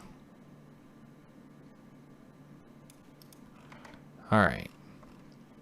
So the shape's looking pretty good. I'm going to go ahead and pull this in a little bit tighter. And we'll pull this top section in just a little bit tighter as well. All right, now we want to make sure that it's not too thick in the middle. Everything looks pretty good. And we'll bring that in just a hair more. Make sure it's nice and sleek. All right, so that's pretty good. If we want to split it up more, we can go ahead and we can add some more information to it. We can maybe bring the bottom in a little bit. Let's go ahead and grab these edges, maybe bring them in and sharpen that shape up just a little bit more. Grab the top edges and bring those in as well. Now you do have to be careful. You don't want to add too much detail to this to the point where you actually kind of ruin the shape a little bit. Now, because this thing did have sort of a harder edge on the midline, I want to go ahead and I'm going to select these back edges. I'm going to select this edge, and all the way to this edge. I'm going to weight them a little bit more. I'm going to give them a 25 weight because that's what we ended up doing over here.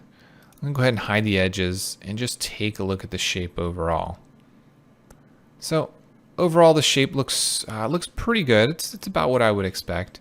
At this point, I'm going to go ahead and switch over to my sub D view. So now I'm looking at the cage on our actual body here that we're going to be creating. Now we need to create the stalks that will push it back over to the rest of the car. So there's several different ways to do it. It might actually end up working out. Let's go ahead and hide these blueprints. I don't think we're going to need these blueprints anymore. They don't really do us any good anyways. They're so pixelated. But we want to determine how we want to connect this back to the car. Now, again, we don't really have any good views of it, so we really have a lot of liberty in terms of how we want to do that. So I'm going to just take my A key and I want to split this up again, and I'm going to use this area right here in order to extrude and bring that down to my car. I'm going to make one extra division on here, and I actually want to scale this down a little bit. I'm going to scale it down to 0.75 and say okay. First thing I want to do is make that bottom edge hard.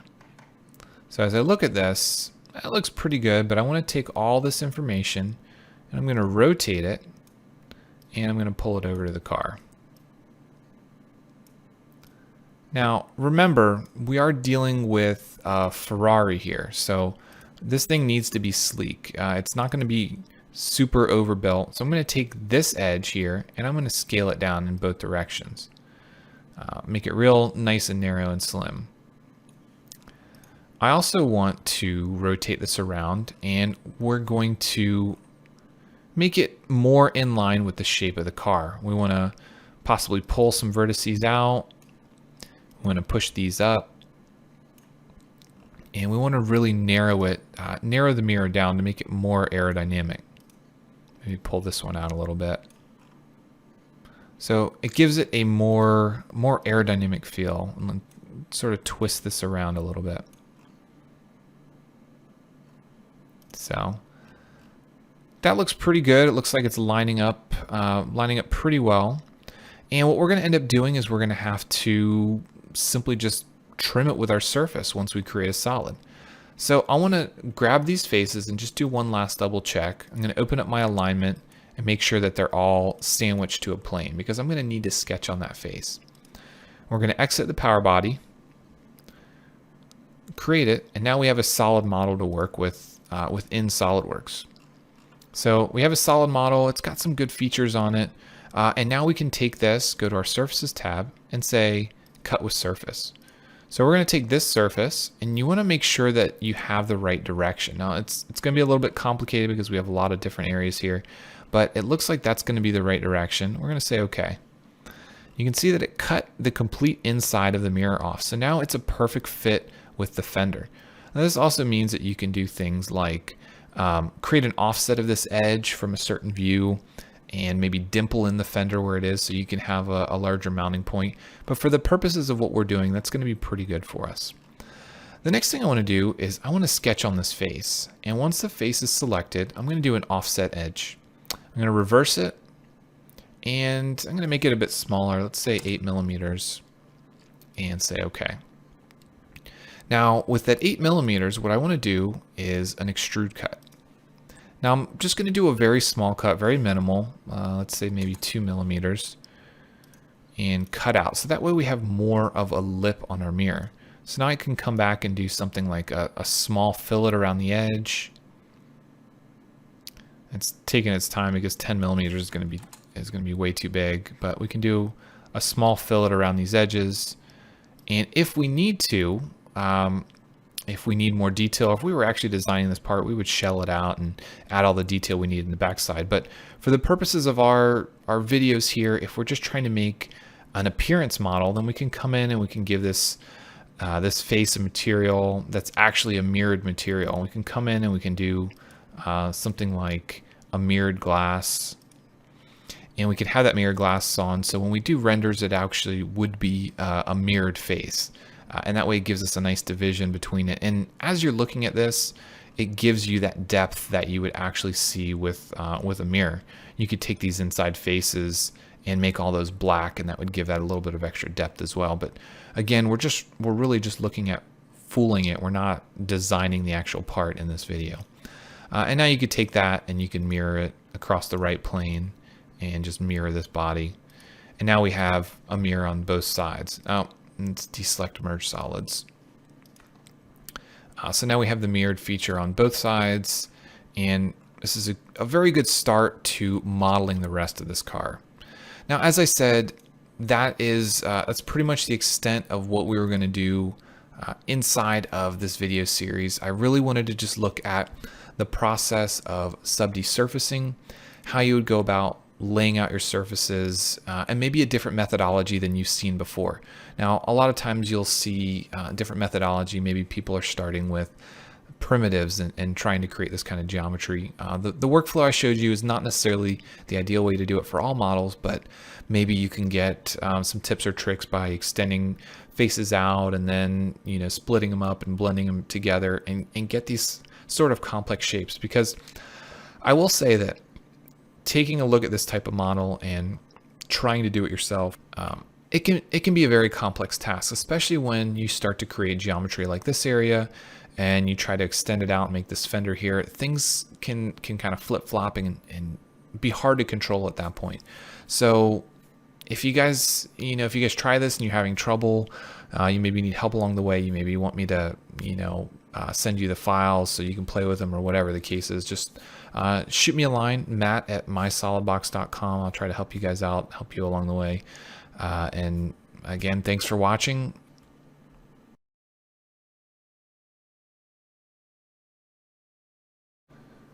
Hey everyone, this is Perez with SolidWorks, and welcome to video 6 in our sub-desurfacing series dealing with the power surfacing add-in. Now, we've already taken care of the front of the car, well, really the red surfaces on the front of the car. Now we want to start moving into the back. Now, you will notice that the back is actually connected. It's not two separate surfaces like the front, so we're going to have to work off of sort of a mid-plane and mirror everything and create all this geometry on the back.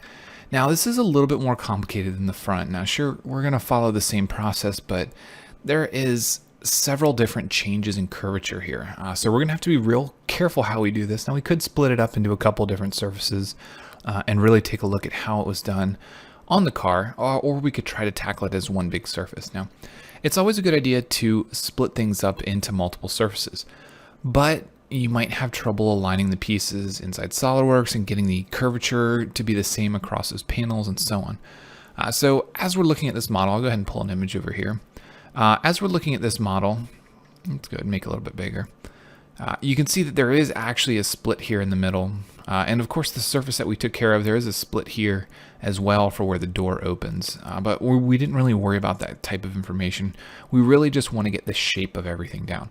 So we're going to start creating this information. We're going to have a similar process because we're going to have to deal with the how the fender rolls over and how these ribbons go over the top of the car and so on. And it is going to be a little bit more complicated because we have a lot of information to handle here. Now, when we get to the back end, we might split it up into a couple different pieces. And again, we really don't have great information here. So we're going to have to take a little bit of a liberty when it comes to creating this the shape in this information, which can kind of be a benefit to us.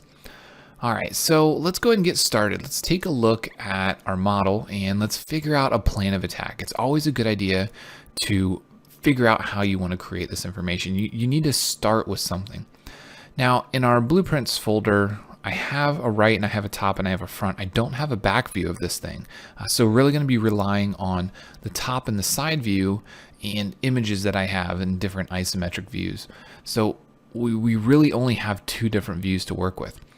The center section where it mirrored, there's actually a cutaway for where the motor is. I'm not going to worry about that cutaway. We can do that in SolidWorks after the fact. I'm going to make a complete same width ribbon as I have here.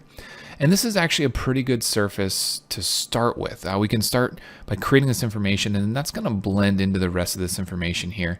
And similar to the front, we're going to create this fender kind of as its own piece, and then work on merging these two together. So same process or very similar process, but we have a little bit of a added complexity here because we have a lot more areas where we have a change in curvature.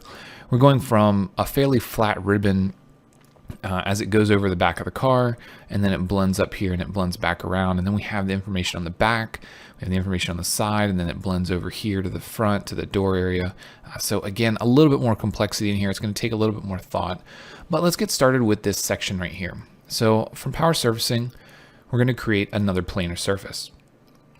If we zoom out, you can see that thing is pretty small. Now, the one we made for the front, I believe it was roughly 1,000 by 2,000. So that's probably going to be a little bit too big for us, but we're going to go ahead and use it anyways. And I'm going to start by, let's see, we're going to break it up. And we'll leave the width sections at 1, and we'll break up the length in a couple different areas. Now, remember, we're just starting with this area right here. We're not worried about the rest of this geometry. So it doesn't really need to be 2,000 long. It can be probably more like 500 and get closer to this size here. So this is what we're going to start with, and we're going to have it created on the top plane. And we'll go ahead and start. Make sure that our viewing is currently set to the control mesh. Once we have this, we'll select everything, move it roughly in place, and we'll start by selecting this vertex and this vertex, going down to our advanced section, going to alignment, and before we click anything, we're going to control select our right plane, and then we're going to select this option here that will push those points to that currently selected plane. Now this is very handy because we are going to mirror across this plane. Next, I want to control the transparency. We want this thing to be at least 50% transparent so I can see the image below it. Even though it's a very pixelated image, we're going to need some sort of information there. The next thing I'm going to do is grab this bottom edge, and as we look at it from the top, I'm going to shrink it up to be closer to that size. Again, we're going to have to take some liberties here because we don't necessarily know all the information that we need here, but we do know that it's fairly flat over near this section, and it actually rolls up and has sort of a scoop or an intake behind the driver. So I'm going to start by shrinking this up a little bit. Now we could do this a few ways. We could grab all three of these, we could actually scale them, bring them together, and then move them all together as one piece over here. So that might be a good option for what we're doing. Let's take a look at the side view. We're going to have to bring this straight up and get closer to the final height of these surfaces. All right, so it's going to be a pretty good area because this is where it's sloping down. And if we look at more of a back ISO view, you can see right in the middle there, there's almost a flat spot. It's probably not perfectly flat, but there's a nice little flat area in the middle that we can work with. And then we're going to have this ridge that we need to come into here. All right, so once you determine about where that ridge is or where you want it to be, and whether or not you want to rotate this, if you need to tweak it so that you have a little bit of an angle on it, that may be a good thing for you. All right, so let's look at it from the top again and make sure that this is going where we need it to. If we look at the left-hand side, you can see there's almost a vertical line here. When we're looking at the reflection of this image, it's almost a vertical line here. And that's telling me that there's a change in curvature here. Now the red sections are pretty much going to be normal to how we're looking at it. They're going to be fairly flat. And then different changes of curvature will give different reflections here. So I'm going to take a look at this, and I'm going to say that the major portion that we're going to have curvature is directly behind the seat. So that means that these 2 points will most likely shift so that they're centered around that driver's seat, or in this case, it's the passenger seat. All right, now let's look at this from a front view, which is really our back view. And again, we don't really have a good image for the back of the car, but if we turn on our front blueprint, we actually have a fairly good reference for this shape here. We can see part of the curvature of the back fender as it rolls around. So this is going to be a good reference for us as well. But it's not a perfect reference for the rest of the information that we need, but it's a good starting point here. So I'm going to take both of these edges here, and I'm going to just pull them up. Now at this point, I'm going to switch over to my sub D and take a look at what I have. Now you can see that it's sort of rounded and it's wrapping around. I'm going to take both of these points and make them a hard edge. I'm going to take both of these points, make them a hard edge as well. All right, so again, looking at it from the front, what we need is a little bit more control in this area. Now we could move one of these points up to the top here. So if I grab this edge and move it to this top, and I grab this edge and I move it down, it'll help control the curvature a little bit. But I'm not really happy with that as a result. I want to keep those spread out. And what I want to do is actually add another line here. Now, in most cases, this is probably not the most ideal thing to do, but what this does is it allows me to control the curvature as it comes into this area. Now, on the other side, I'm probably going to have to do something very similar. There are several different ways that you can approach this. You can change the weight of edges. As I showed you, you can move these edges around, have a single edge at the top, but I want to really control and push these together to get a sharper edge at the top. Now, if we were to pull, for instance, this edge up to the top here, and this one was down here helping with the curvature a little bit more, we could use this one and use its relation and add a weight to it. So for instance, if we wanted to add 50 weight, you can see that actually gets pretty pointed here. If we add 20, it's a little bit more rounded. It gives us the information that we need. It gives us a little bit tighter edge. I could take this edge if I didn't need it and erase it. Take these points and make sure that we erase them as well, so that we're not inducing any extra curvature here. And then this edge we could add a weight to as well if we needed to sharpen up that transition there. And maybe even this one we needed to sharpen up that transition. So as we look at it from the top, it doesn't look like much. As we look at it from the side, we have a nice little area there. And remember, we're going to cut away some of this information in SolidWorks, but we're not worried about it at this point. And as we look at it from the front, which is, in this case, it's actually our back view, It's not perfect yet, but we can still tweak and move things around. We can maybe pull these faces out, or we could scale them. If we wanted to make them a little bit bigger, a little bit wider, we could maybe reduce the weight of this edge. Instead of 20, let's make it 10. It smooths things out a little bit. So there's several different ways that we can work on and control the shape. I'm going to go ahead and just move it around just a little bit more, and maybe even take that down to be a 5, and maybe reduce these to be 10. All right, so pretty good at this point. If we go back to our control, you can see it doesn't really give us a good indication of what we're working with, but when we actually look at the sub-D, it looks a little bit better. Now we could at this point mirror this and then toggle the mirror if we needed to, if we wanted to take a look at this information as it goes across the midplane. I'm not really worried about it too much at this point. We're really going to be concerned with how things look with the rest of this information, and really when we get to this back edge where we have a lot more interaction between the two surfaces. So right now I'm not too worried about the mirror. If you want to tweak and pull and mess with that mirror, then you can certainly go ahead and do that. All right, I'm going to bring another image across, and we're going to take a look at this image here. Now, again, these are pretty small. There's not a whole lot of information here, but the area that we just created was this sort of flat in the middle. And once we mirror this, it'll actually help control that curvature just a little bit.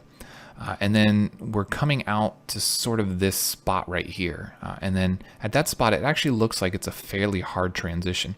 Now, that fairly hard transition is going to be this edge that we don't have anything connecting to it just yet. So this is the area where we may or may not have to control weight on this edge as well as we go into the rest of this geometry. Now, as a plane of attack, we can go about this a couple different ways. We can start building this inner surface like we did that actually goes all the way back around. This top view is obscured a little bit by this spoiler. We're probably not going to worry too much about the spoiler. We're just going to sort of make up the curvature underneath here as we see fit and as we see from other views.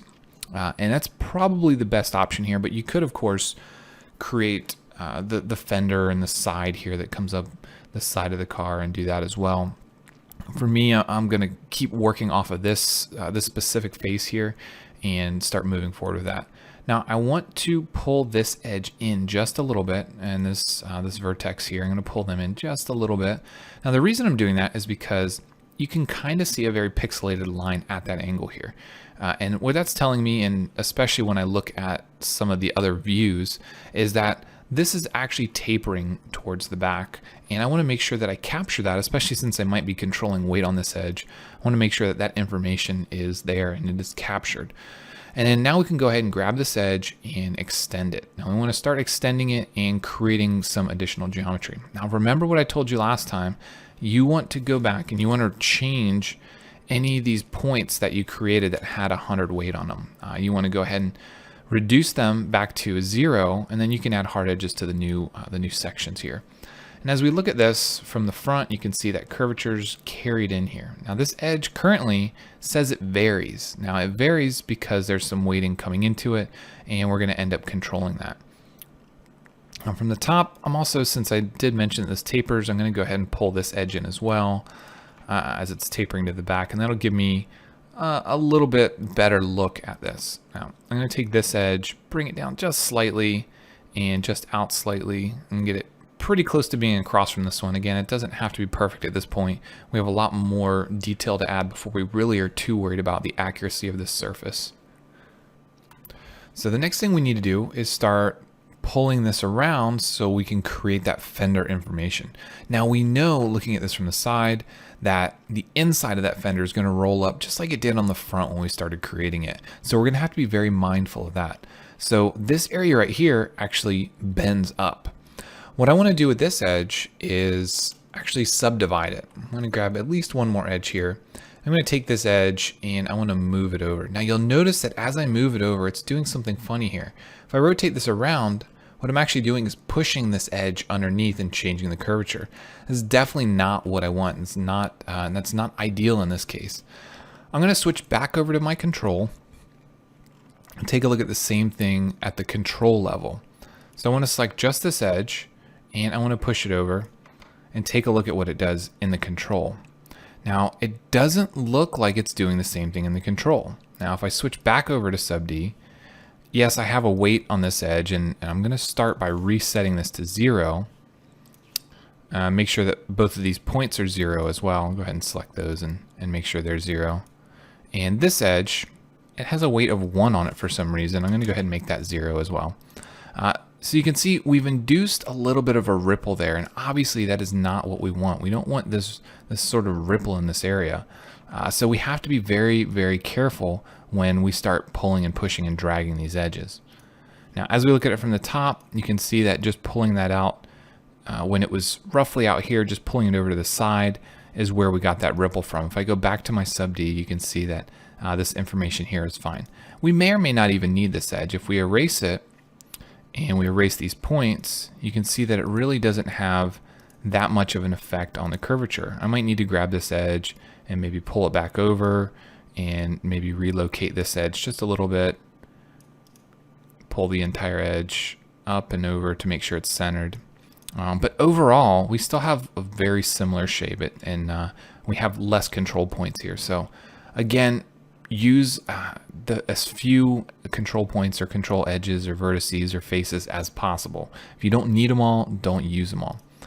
All right, so now I want to move this around, and what I'm trying to do is slowly build this shape to come over to this area. Now we might end up having to weight some of these edges, but for right now I'm just going to manually pull things around and try to get them roughly where I think they need to be from the top view.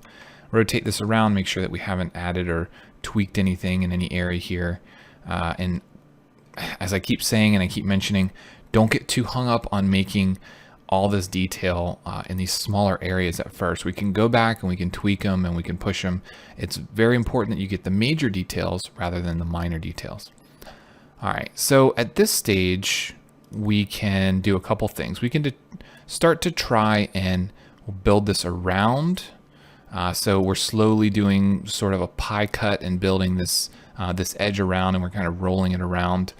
Or we can come out and we can start subdividing. For instance, we could pull this edge back out and then maybe extend this edge here. So there's several different ways that we can look at it and we can work with it.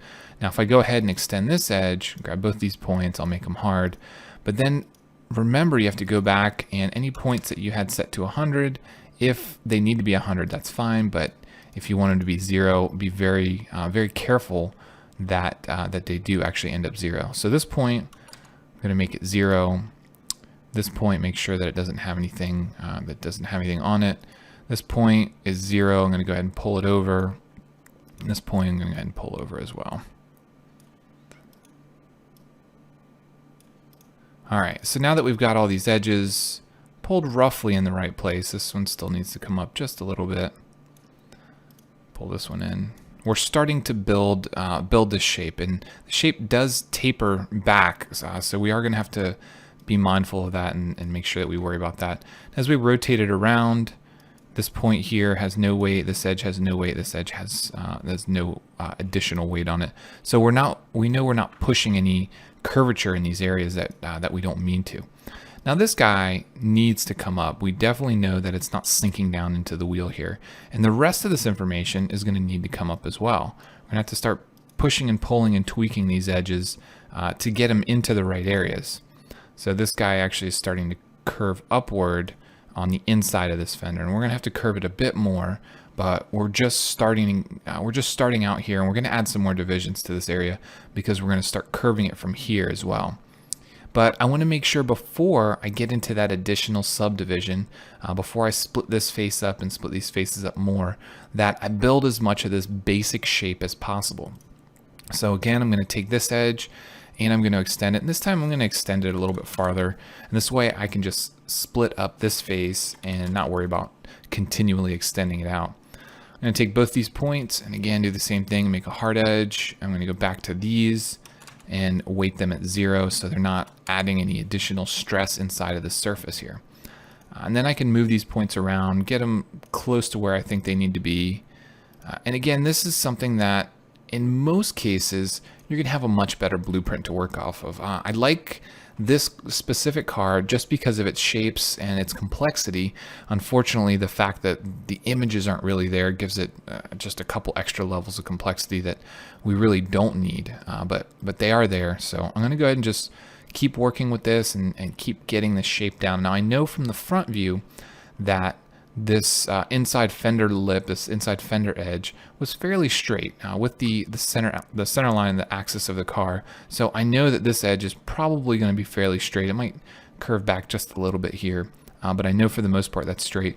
And I know that this is going to rotate over to the center line. So I'm going to extend this edge. Go ahead and do this one. Just 500 will do. And again, I'm going to take these endpoints, and these endpoints are going to have hard edges. These internal ones I'm going to reset.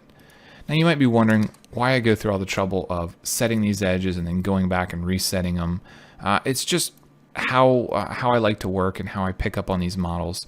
And you don't necessarily have to go through that process, but I'm going to go ahead, pull these points over and bring them close to the midplane. I'm not going to constrain them just yet because I want to add a little bit more subdivision in here.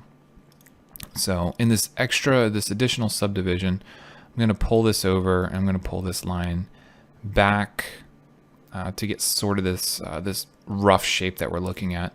Then I'm going to take these two edges as well as the right plane, go to my alignment options here and push them over to that plane. All right, so as we look at this from the front, those are obviously way out in space. So all this information needs to move. These points definitely need to come down. Now we know as we're looking at this that this sort of scoop area, we know that we drew it to taper backward. So if we look at this from the side, we know that this information is tapering backward. These points probably roughly the same height. So if we go to the other edge here, these are probably going to be roughly the same height. Maybe this one's tapered up or going up just a little bit higher. And then the rest of this information, this is all going to be down here close to the same level. So might work to pull it from the side view. You might end up working from the top view or maybe a front or back view. We're just getting close to being in the right spot. We're not too worried about that detail just yet. We're just trying to get general shapes from certain directions. All right, so at this stage, it's obviously not perfect. We have a little bit of curvature here. We've got a little bit of shape. But the important thing is that we're working in this area. We're working with these regions, and we're starting to set up our basic layout. Now, it's not ideal. It's not fully defined. It's not constrained. It's not going to be the right shape just yet. But again, be as simple as possible. Don't start adding all this detail in the beginning when you don't need it. It's just going to complicate the process. Now, if you think about this, if we decided to split this one up in two extra areas, and this was three different faces instead of just the single one, as we extended this out, we'd have that many more points to deal with. Now we can very easily come back and we can add a division in the middle of this, and we can get the curvature that we need when we're done laying out this basic shape. So be very careful that you don't add too much too soon. It's the biggest word of caution I can give you, especially when you're dealing with this type of modeling. Before we end this video, I'm going to go ahead and just pop back over and take a look at this control just so you can see what it looks like. Now, if you decide that you want to work in this control methodology for more complex shapes, it's harder to figure out because you're dealing with these points that may be much higher out in space, and then when you get to the actual shape, they're down here. When you're dealing with more broad curves, like if you're dealing with a hood or a standard fender or a standard wheel well, something along those lines, it's much easier to work in that control type of methodology rather than on the sub D. When you're dealing with more shapely models like this concept car here, or more smooth models, more supercar type different surfaces that we're working with, you're probably going to find yourself hopping over to this type of view more often than not. Now, everybody's different. Everybody picks their own methodology and how they like to work. I like to use control as much as I can, as much as possible, but in cases like this, I end up using this quite a bit more, And for better or worse in this case, it really depends on how you look at the model and how you break it down. But for me, this ends up being better once I get to these more curvy type surfaces. Since we laid this patch out, I think it's a good place to stop this video. We're already about 25 minutes in. And the next one we'll pick up adding some more control to this and trying to get the shape of this much better. And of course, we don't have the perfect reference images. We don't have a back image that would really help out in this case, but we're going to do our best to try to make that shape based on what the front looks like and what some of our images look like. So if you guys have any questions, please let me know. Email me at matt@mysolidbox.com. Thanks for watching, and I'll see you in the next one. Hey everyone, this is Matt Perez with SolidWorks, and welcome to video 7 in our sub-desurfacing tutorial. Alright, so at this point we've got the basic patch layout for this sort of upper area of the back of our car. What we want to do now is we want to add a little bit more control to get the shape where we want it. So before I get to that point, I want to start pulling these points up and getting them closer to the height they need to be. So as I look at this from the top, this point here is probably going to be the highest point on the model. So this is the one I want to bring up and get it close to the right area. Now as I look at the rest of them, I could maybe even do this from a side view. I want to pull these up and get them going in the right area, but they don't necessarily have to be in the right height at this point in time. We just want to get the shape or the look of this fender right. So you can see as I manipulate them around, things actually end up going quite a bit higher, so we need to pull them back down and make sure that that shape is looking good. Alright, so far so good. If we look at this from the top, we're still following the correct orientation, the correct patch layout.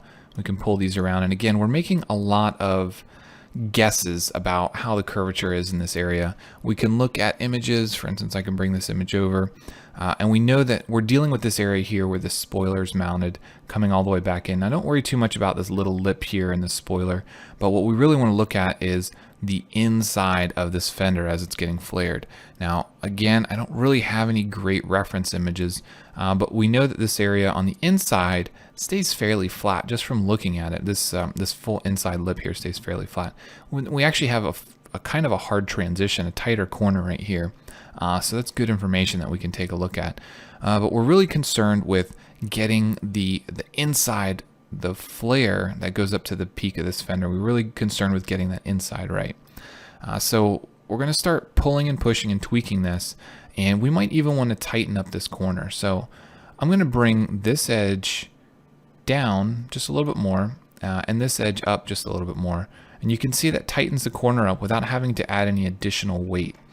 It may or may not be perfect, but at this point, that's going to be what we're working with. I also want to go ahead, I'm going to pull this point down just a little bit and work with everything like that. So we may or may not even need to add much control to this. It looks like it's blending pretty nicely, but if you have to, if you hold down the A key, you can see how that actually wraps around the model as we created it. So this gives us a good amount of control over the geometry that we're looking at. All right, so let's go ahead and zoom in, and if we pull this point down, you can see that it's giving us a more drastic rise to the inside of that fender. Now, this specific model, if we look at the front view, it's kind of hard to tell, but in the back section, probably closer to the spoiler, it doesn't have that much curvature to it. But in the front section, it probably rises a good bit here. So if we rotate it to the top, and we're dealing with this area, maybe this control point, we want to go ahead and we want to pull that up or pull it down to get the rise that we're looking for. So we really need to rotate this around and take a look at it in several different angles in order to get that. We might find that we need to pull or push faces or individual edges depending on how we want to alter the curvature. But I think at this point, that is probably a pretty good result there to get the shape that we needed. Now, we didn't change too much, but we did change a little bit. And just rotate it around again, make sure that looks pretty good. Now this point right here, as I look at it from the back, I probably want to push that point down. And probably want to push these down as well. I'm going to go ahead and grab both of these edges, look at them from the back. And even though the side view looked like they were in the right spot, I'm going to go ahead and I'm just going to pull them down. Now if I need to tweak them or modify them later, I can, but for right now I want to go ahead and just manipulate that and get it just a little bit lower, because I think that's probably more of a design intent for this overall shape of this thing. I'm going to pull this point down just a little bit too. All right, so that I think is a pretty good start to this inside area that we're dealing with. Now at this point, I'm going to go ahead and I'm going to hop out of here, create that surface, and I'm going to save this. Just in case something happens, if the system crashes or decides that Microsoft needs to update something or whatever the case might be, then we'll know that we've saved this and we can go back and we can edit it. So there's also a good chance to look at any areas that may have an issue with maybe a tangency problem. You can see both of these edges are solid. They don't have dashed lines just like these other edges here, which means that there's not tangency across this face. If we hide these, we rotate it around, we can't really tell that there's an issue there. Maybe the way that SolidWorks translates this one, it brings it back in or something along those lines. But that's something that we definitely need to keep an eye on. We can also tell as we rotate this around that we have sort of a high spot here. So that's something else that we want to go back in and we want to sort of manipulate and work with. So I'm going to edit the power body, and I want to take this edge, I'm going to bring this entire edge down, and maybe bring this point up just a little bit, and bring this point up just a little bit, maybe help that out. Now this area, these two lines, these two edges are the areas that we had issues. So I want to go ahead and just do a quick check, make sure that none of these points had a weight on them that they weren't supposed to. So far everything's coming up as 0. This might just mean that we need to add some additional control in this area, or maybe we even need to add a weight to this corner. Instead of 0, maybe we need to, let's go ahead and just make it 10 and see what happens. And it pushes it down, it changes things. So I'm going to set it back to 0 and not worry too much about this. Maybe later on we might have to add some more control in order to get that out, maybe clear one of these edges or something along those lines. But just note that we do have a potential issue here that we're going to have to deal with. All right, so the next thing we need to decide is what we want to move on to next. What's the next thing that we want to patch? If we're happy with this shape, if we're happy with the design, the size of everything, the location of everything, as we tweak this around, then we need to figure out if we want to move on to this outer edge of the fender, or maybe we want to start with the back of this thing, or maybe we want to start with the side of it. If we look at it from the side, this area down here as it rolls up over the fender. I really can't make that determination for you. Every model is going to be different. Everybody has to decide which edge they want to go with. For me, I think I'm going to start roughly in the middle here. I'm not going to worry too much about this bottom stuff right now, but I'm going to start here in the middle, and I want to work over the fender. So this is going to work over the fender, and it's sort of going to give me the curvature on the back end here. If I bring another picture over, this fender here is going to help drive the shape of the rest of the back here. And I'm not going to worry too much about this opening either. I'm going to cut that away in SolidWorks. I don't want to add all the control that I need to in order to get those edges, those tight edges here. So I'm really going to worry about just the general overall shape. All right, so let's go ahead and figure out how we can best approach this. So I know that this edge right here, I know that these two edges right here, these are all areas where we've extended surfaces and we brought it around and then we constrained it to our right plane. So I know these edges are flat. So what I'm actually going to do is I'm going to take both of these edges and I'm going to extend them. I'm going to go ahead and extend them, let's just say 1,000. All right, so I'm going to extend them 1,000. I'm going to take their endpoints. I'm going to make those endpoints hard. And I'm going to add some divisions in here. I'm just going to add one division here. I'm going to select both of these faces and I'm going to delete it. So what this does, this leaves me with a square patch that I can then move around. I can subdivide however I need to. And then I have this area which is still constrained to the right plane. So you can see it extended it out, it moved things around, and it may or may not be the perfect patch here, but I can still work with it and I can still get it where I need to. So I'm going to take this guy and we're going to move it over here and give us something to start working with. I'm also going to rotate the entire thing 90 degrees. Now you see it's snapped to 90, which makes it real nice. And then I'm going to try to get it a little bit more square. I want to pull this edge over and I want to get this thing to be a little bit more normal. It's not going to be perfect, which is okay, but I'm going to get a little bit more normal here. All right, and what we want to do is we want to create this shape. I'm going to shrink it up just a little bit. I don't necessarily need this extra division here, but I'm going to leave it for now. It may or may not come back to bite us in the end. And you can see what I've actually ended up doing is inducing some twist here that is definitely not ideal. So we want to bring this back out as we're looking at it from this front view and get it as close to normal as possible from this view as well. All right, so from the top, I need to add some more divisions. I'm going to start with one in the center, and that's going to be the one that ends up connecting to this point.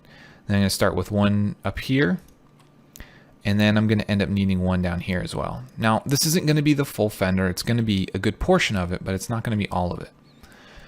All right, so as we look at this thing from the side, what do we want to do here? How do we want to move this? How do we want to start creating this shape?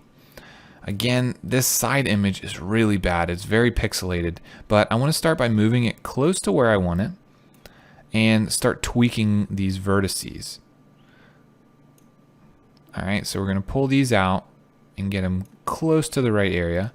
Then I'm going to come over here. I'm going to pull these guys out as well. Get them close to the right area. Now you see I have an extra section down here. Well, I want to leave that for now. I want to have a little bit of area to grow. I can split this up, I can delete it, and I can move it off if I need to. But I want to leave that there as an area that I can grow with.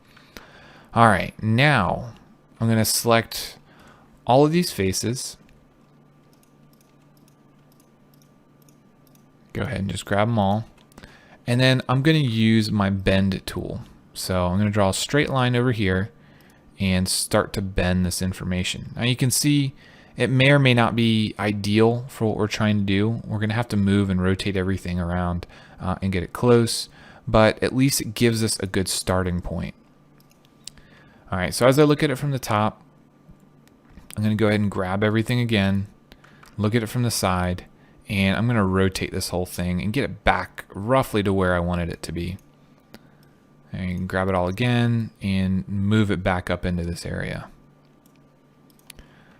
All right, so as you can see, this is going to get pretty difficult because these points are pretty far away from these points. So this center line is really where we're going to do all of our control of the shape. It's really going to be where we're defining the shape of this thing.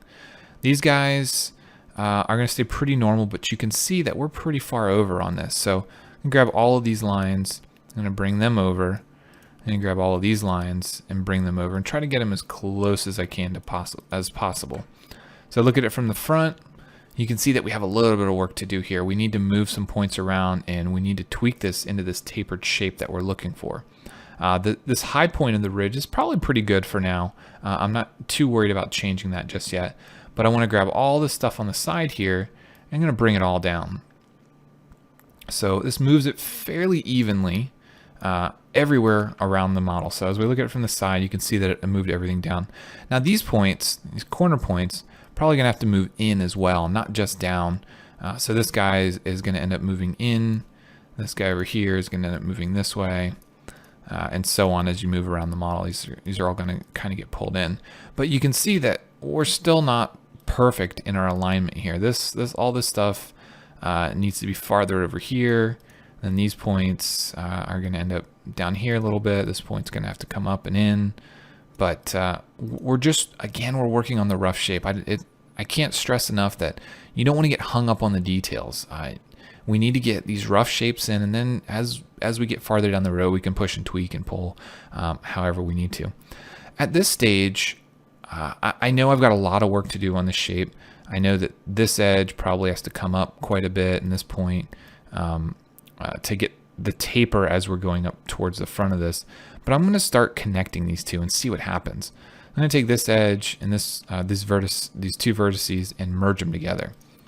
Now, as I look at it from my front view, you can see that we're starting to get that gradual curve going over here. Now we're going to end up controlling the weight of this edge at some point, but this information we're going to have to really figure out. Now, here's a little bit different approach than we did with the front. Now on the front, I had this edge pretty well defined. Now in this particular model, this one is actually not perfectly defined, but what I want to do is get it pretty close and then I'll merge them. Now I could keep this one fixed if I wanted to and pull that one over to it, and that might give us a pretty good result. But you can see we're getting some very interesting results here because stuff is moving around, and it may or may not be ideal for what we want to do. This point, we want to make sure that it didn't have any weight on it. We want to make sure this one didn't have any weight either. Now, again, we're going to rotate this thing around and really figure out how this thing was meant to blend together, because these top two ones, that's pretty good. We know that the fender blends there, but the other areas might not be so informative. So let me pull over another view, see if we can get a good idea of what we're looking at here. So the front stayed fairly flat and it blended up into this, and then the back, you can see that this fender kind of curves off and goes down, and then it rolls around the back of the car. So as we look at the back of this thing, we don't want to worry too much about anything else in relation to this point. We may want to pull it back, but information off of the bottom of this edge is actually going to wrap around the back of the car, and then some additional patches are going to fill this information. And so I'm not going to do anything else with the back. I really want to control or focus on the front and how this transition works. To get this started, I'm going to grab this point and I'm going to merge these vertices and just see what it looks like and see how it blends. Now it actually blends pretty nicely. I'm going to take this point and this point, I'm going to blend those together. And that actually blends pretty nicely. And remember, this one had 100 weight on it, so we want to reduce that. Now we're going to end up changing this a little bit, because we're going to have to control this this point and this line here. This edge, this hard edge, is actually going to taper off to the left. So this edge, and then eventually this edge, when there's some more information there, are going to have a weight controlled on it, and maybe even that point. I don't know at this point in time, but we have a rough idea, rough information about where this is going. So that's probably a good point to stop this. I'm going to go ahead and OK this. We're going to hop into SolidWorks and take a look at what we've created. So as we look at it from the back, it's looking pretty good. Again, we're going to have to add some more weighting to this edge here to get the look that we're going for. Now, if you remember, I think we did a 25 weight on this edge on the front. That's probably the same thing we're going to keep for the back.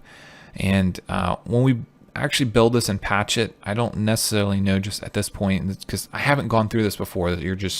We're going through this as I'm doing it for the first time. So we may try to build this opening so we don't have to worry too much about it in SolidWorks, but we may find out this is going to be too difficult, and we might have to do some more information here. But at this point, I think it's a pretty good starting point for adding the extra or the additional curvature for the body here. So I'm going to go ahead and save this.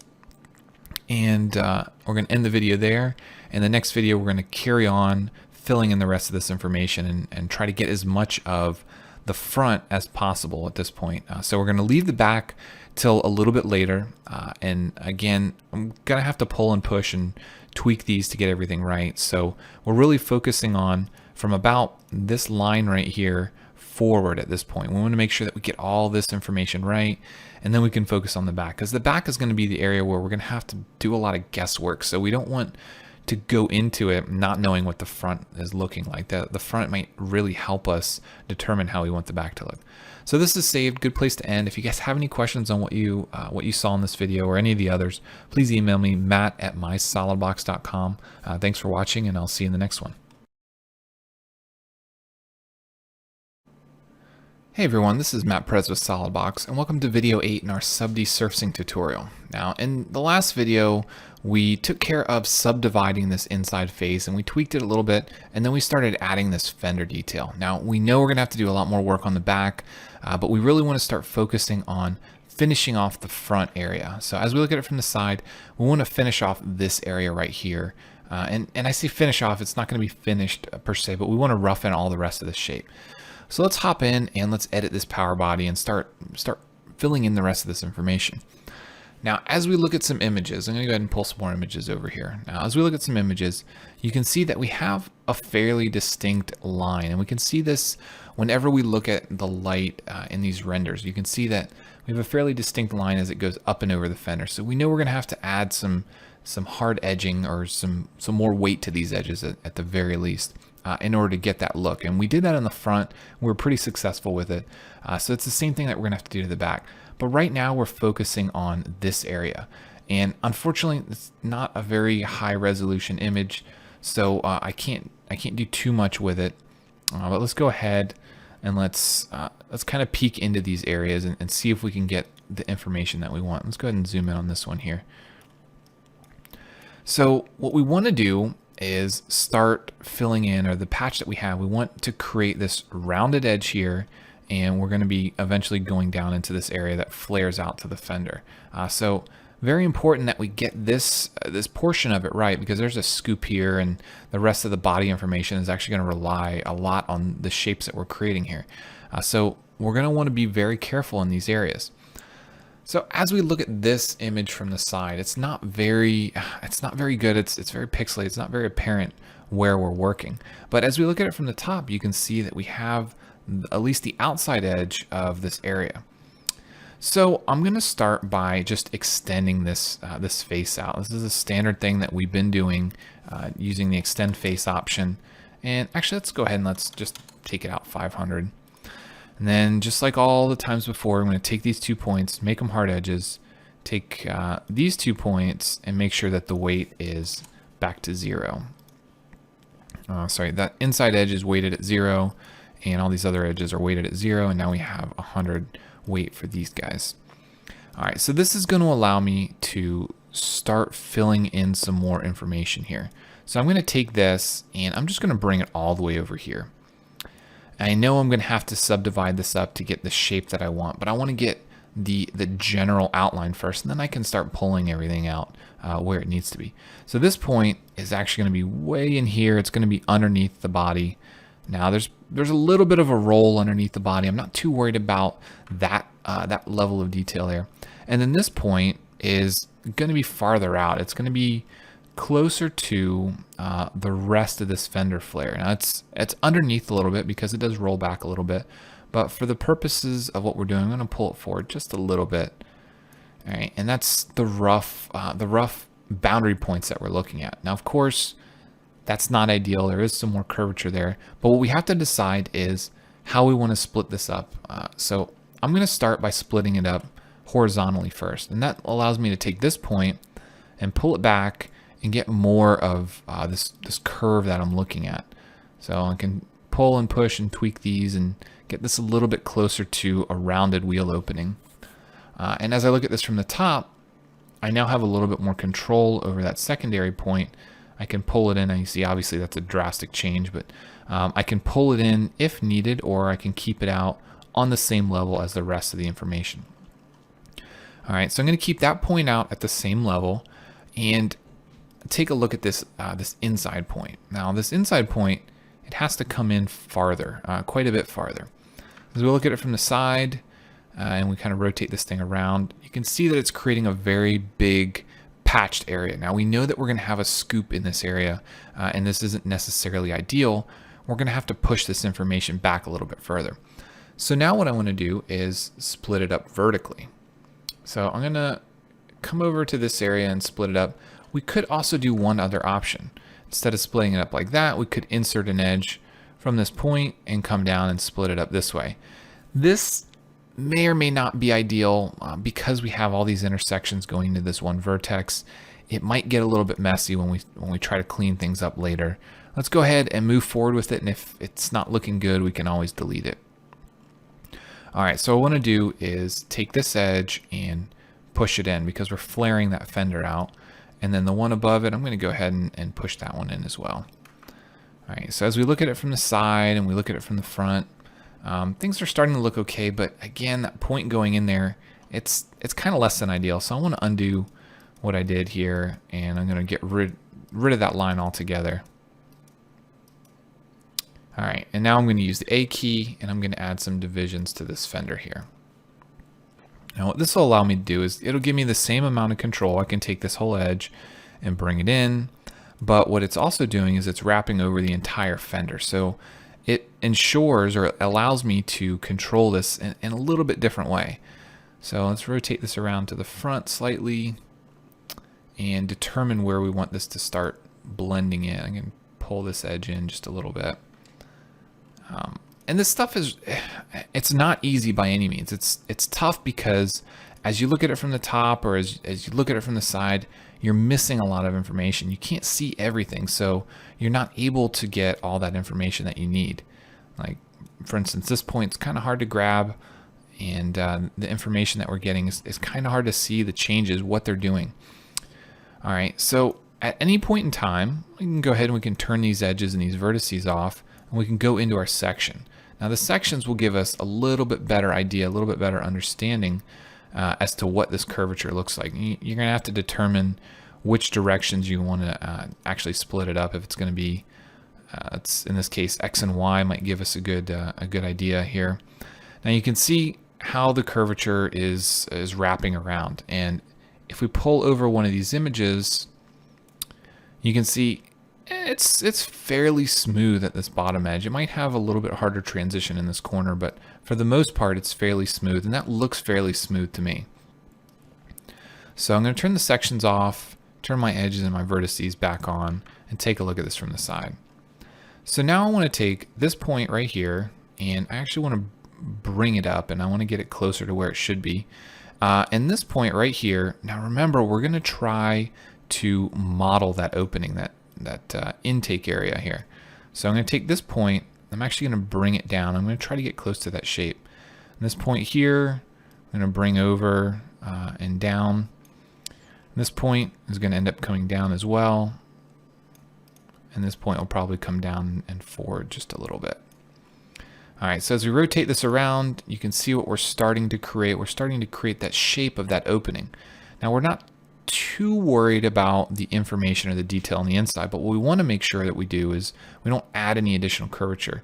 So you can see this face right here, just from the shadowing, it's got a little bit of tension on it. So as I look at it from the top, it's definitely not ideal. So I want to make sure that I don't add too much additional curvature. What's telling me is that this point right here actually needs to come out just a bit to make sure that I don't add that extra level of curvature in that area. Again, I'm going to go back to my sections. I want to turn my sections back on, turn my edges and my vertices back off, and take a look at the curvature. Make sure I didn't accidentally do anything that I didn't mean to. Let's go ahead and turn Z off. All right, so as I rotate this around, you can see there may or may not be a little bit of change. Let's look at it from the side. May or may not be a little bit of something going on here in the middle. Almost looks like a harder edge that I've given it. For now, that looks okay. We might have to come back. We might have to tweak things, add some more control in this area, but for the most part, that looks okay. As I look at it from the top, again, that area this is probably going to create some problems for us, but let's go ahead and just sort of roll with it and see if we can make things work out of it. I'm going to pull this point forward just a little bit, and I'm pull this one forward just a little bit as well. So as you might be able to now see, you might be starting to see, the more points you have on your model, the harder it's going to be for you to control the curvature. It makes it much more difficult, infinitely difficult, for you to control the curvature when you have dozens of points. If you just had, 2 divisions in each direction, it would be much easier for you to control this. All right, so at this point, what I want to do is I want to try to add the weight to this edge, at least in this section. I'm going to go ahead and weight these edges and take a look at how that affects my model. Now, when I look at it from the top, you remember that as we looked at this, we wanted that edge to sort of come around and blend into this area. So I'm going to try to add a weight to that point. And I don't think it's going to do anything good for me, and it doesn't look like it doesn't appear to have changed anything. But maybe if I add an edge weight to this, even though it's not connected to anything, it might be able to give us what we want. Now you can see that it didn't really do much for me, even though I added a weight to that edge. So we're going to have to do a little bit more planning in order to get the results we need. So you can see we have a little bit of an edge weight there. If I turn the zebra stripes on, it might be more apparent. You can see we have a little bit of an edge there, but we've also accidentally induced that little ripple in that area down there. All right, so we really need to fix this area before we go too much farther. Rotate it around. As I'm looking at this model, it looks like this hood scoop, or this opening area, isn't really as wide as it should be.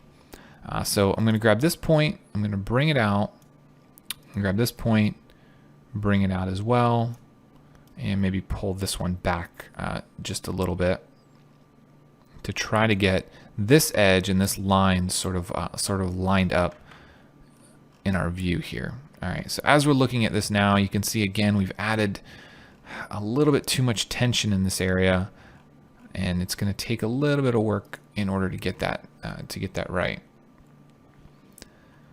All right, I think we should bring an image back on the screen and see if we can get a better graphical view of what we're looking at here. All right, so this hood scoop does have sort of that harder edge on it, but it also wraps back under. It pulls back around in this area. So that's really something that we want to focus on, which means that we're probably going to have to add a little bit more detail here. We're going to have to split this model up again.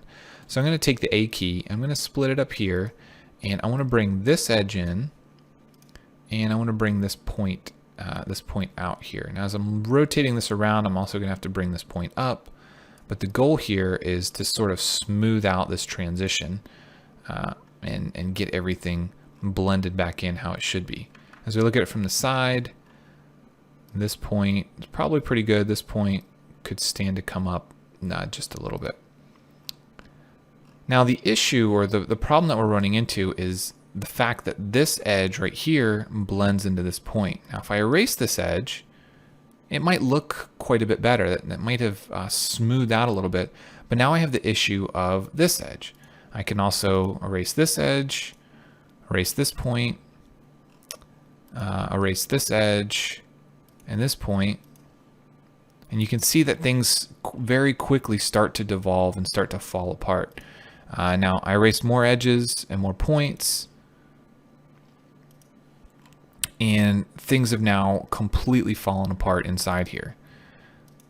So not an ideal situation, really, because we now don't have any connection between these two. But we can go back and we can draw an edge from here to here. We can draw an edge from here to here, and from here to here. And even though initially it looked like that was going to be a very, very bad thing, just by going back and manually fixing those entities, we were able to, without having to pull and push and tweak anything, we were able to bring that curvature back in line to how it should be. So you can see here that it's actually looking pretty good.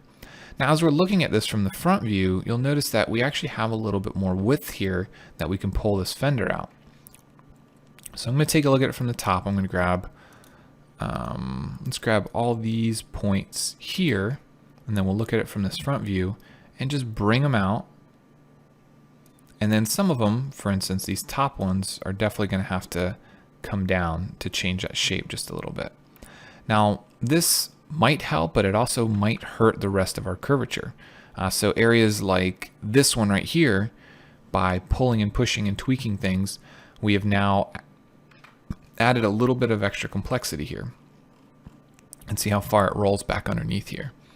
So what I actually want to do is just bring this forward just a little bit. It's going to help with the overall shape of our curve. And again, this image is really pixelated.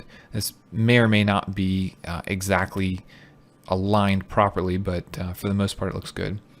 Now I also want to note that drawing this cutout, drawing this air scoop, made this immensely more difficult. Now if we look at it from the side view, if we were to just take this face and blend it down into here, that would have been a much easier solution for us.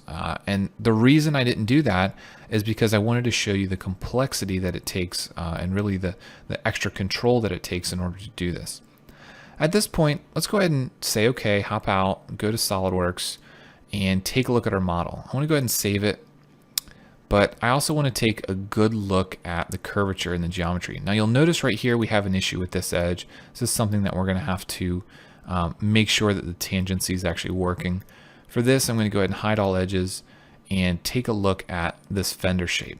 So this looks pretty good. I'm gonna have to come back and tweak the weights of these edges. It's not really looking how I expected it to look. I want it to be a little bit smoother, but I'm really happy with this edge and I'm really happy with these inside surfaces here. Now, as we rotate it around, looks like there's a little wrinkle here. It's something that we're probably gonna have to go back and deal with. This may or may not get fixed when we worry about the back end, but that's definitely something that we wanna look at. And you can always go into your document properties, make sure that your image quality is a bit higher, because if it's lower, even when you have the shading here, it's gonna look different. It's gonna cause problems. So what I'm hoping is that the curvature issue in this back corner is really influencing that shape right there, because it's split across a line here. May or may not be the case. We might have to fix that manually. What I want to look at too from the side and from the front is this opening here. Now, this opening doesn't really look how I expected it to look. This edge right here probably needs to be pulled out just a little bit more, but that's okay. That's something that we can fix. So we're going to go back into the power body. We're going to work on the shape just a little bit more. I want to make one more division in here. And then now I can take this edge and I can pull this edge out. So as I look at this from the front, it's probably a good idea for me to hide some of the additional bodies here. So we can go ahead and hide this one. Go ahead and hide this one. And go ahead and hide the original mirror. So when we look at it from, in this case, it's going to be actually the back view. When we look at it from the back view, we're not obscured. We can actually get a good front shot at that scoop there.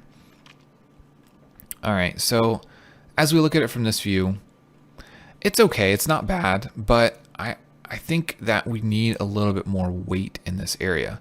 That this edge right here should be a little bit sharper. So what we want to do is control the weight of it. So I'm going to come in, I'm going to add some weight here, and let's just say 25 and see if that pulls that open just a little bit more. Now the problem with doing this is it's going to be that we now have an edge that is going up to this fender. So let's do it here as well. We'll say 25. And you can see that it squares out that scoop. If we look at it from the side, it looks a little bit better. We've squared it out. But if we okay this and we come into SolidWorks, we've now got some harder edges on those areas. And you can actually see that this completely failed in this area.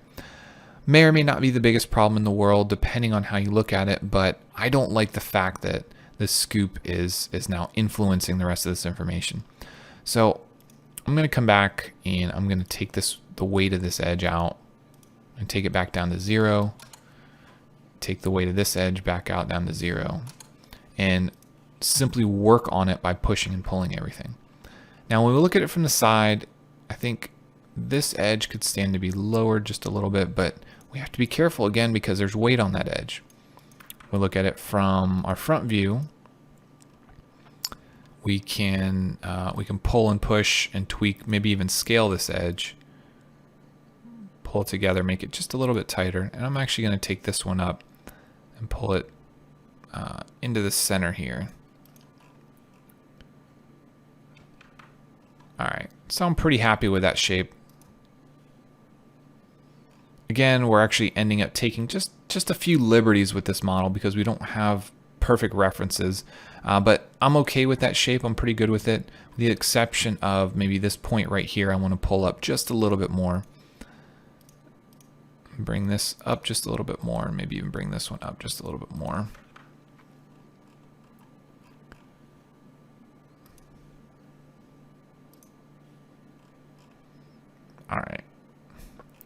All right, so I'm starting to like that shape, and you can see that now we've actually traversed the curvature up here, down into this side area, and then up over the fender. And we've done a pretty good job with it. We have this edge that looks pretty nice. It blends into this corner how we would expect. And this inside surface looks pretty good. We still have that wrinkle that we have to look into. And of course, we still have to build a lot of this back information here. And that's all stuff that we're going to take care of in other videos. So hopefully you'll stick around and we'll complete this model, at least the red surfaces of this model. So you have a good understanding of a complete project and how to approach these surfaces. If you guys have any questions, please email me at matt@mysolidbox.com. Thanks for watching, and we'll see you next time. Hey everyone, this is Matt Perez with SolidWorks, and welcome to video 9 in our sub-desurfacing tutorial. Now we're dealing with this Ferrari concept car, and we've done quite a bit of work at this point. We've got the front pretty well laid out, and we've done a lot of work on the back. Now we've most recently worked pretty hard on the side and the scoop area, as well as the fender. Now of course we still have a few small areas that I've talked about, some small problems that we need to fix, but we're really focusing on the overall shape right now. We really want to make sure that we finish off the back end, the overall shape of this back, before we get too far into trying to fix these surfaces, because the more information that we add to the back, the more it might push and pull in information in this area, adjust this information here. So we don't want to really spend so much time on getting the micro details in all these different surfaces, where we really want to focus on getting the overall shape right and then worry about tweaking and pushing. Now I know I've stressed that this whole time, but I just want to make sure that I drive that point home, that you don't want to spend a lot of time in one area trying to get all the detail exactly perfect, because as you bring those surfaces farther away, it's going to have an influence on it. So just keep that in mind as you start designing. So at this point in time, let's go ahead and edit the power body. And we're going to go back in and we're going to start adding some more information to the back. Now again, we don't have a ton of information here. We just have a few images that I found, really only 4 images. And the one that we're really going to be looking at this point is this one right here. So you can see as we're looking at it, we're kind of in this area right now with the back of our fender where it rolls over the wheel. So we have sort of this area right here, and we have this top portion. To the best of our ability, we're going to have to go back and tweak a little bit and move some stuff around. But for the most part, we have a lot of good information here. Now, as we're looking at this, you can see on this image, hopefully that comes over the video, you can see that there is a shadow line right here, which means that there is somewhat of a hard edge. So the reflections and the shadows as it comes over this edge, you can see that they're transitioning here. So to me, this is telling me that the hard edge, or at least the harder edge that we're creating over the lip of this fender, is actually carrying around the back here. So we've got most of this information right now. Again, as I said, we're going to push and pull and tweak a little bit of this when we get to the final design work here. But for the most part, we've got this area. We really want to focus on the back. And originally, I said we were going to fill all this back in, but I think let's go ahead and, just to make it a little bit more difficult, let's go ahead and try to model this opening. And then we'll worry about actually the grill and the lights and all that information. That all can be done in SolidWorks without too much trouble, but we don't want to worry about that too much in here. We just want to worry about the shape. And of course there's this air diffuser bit down here, and exhaust, and some other information that we really don't have a lot of information on either. We're really focusing on the red areas of this design.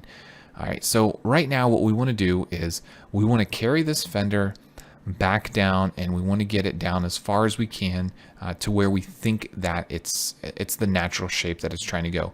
And then we'll go from there and we'll build over to the other side in this bottom area. And then lastly, we'll come back and we'll fill in this top area as well.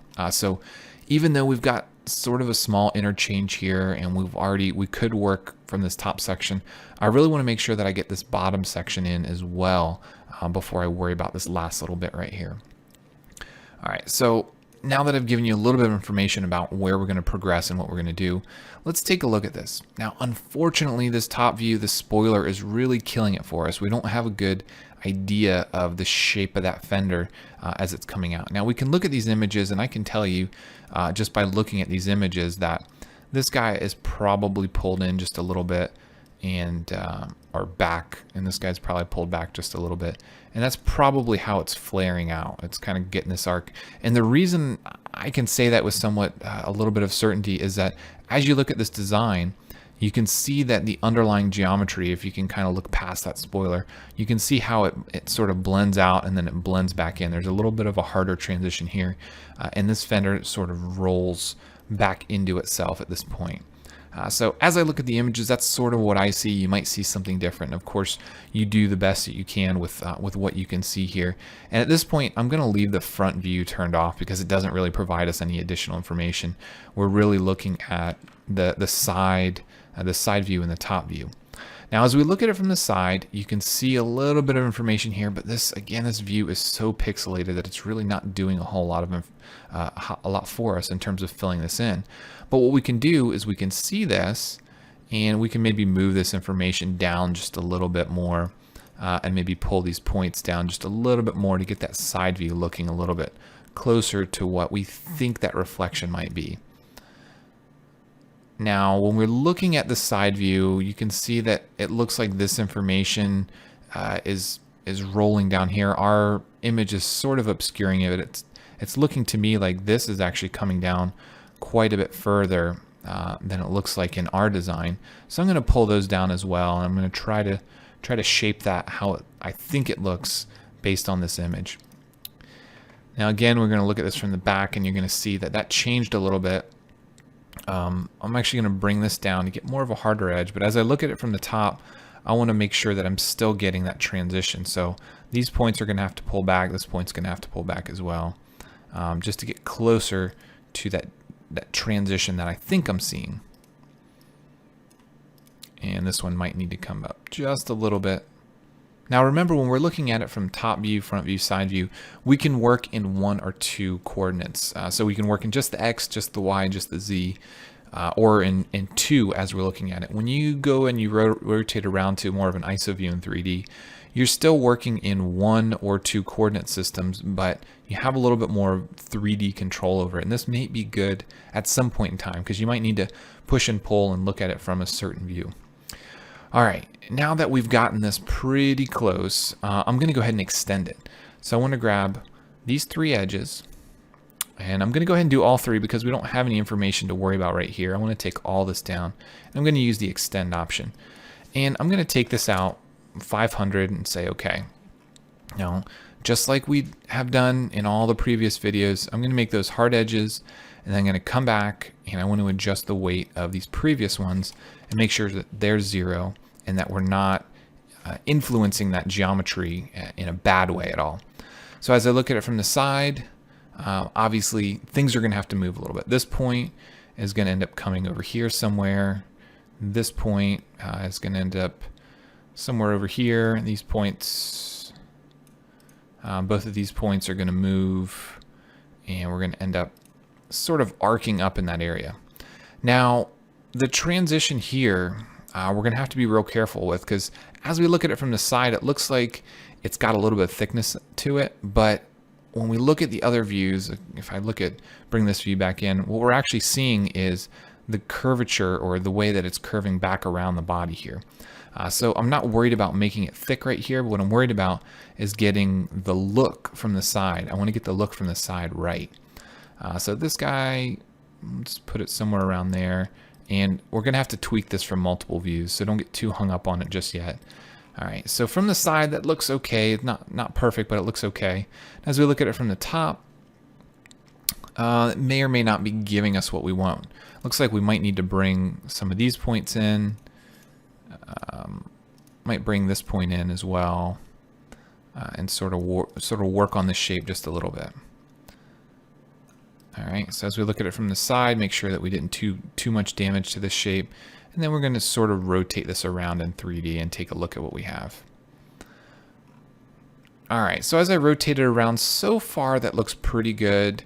I'm pretty pleased with the way this is shaping up.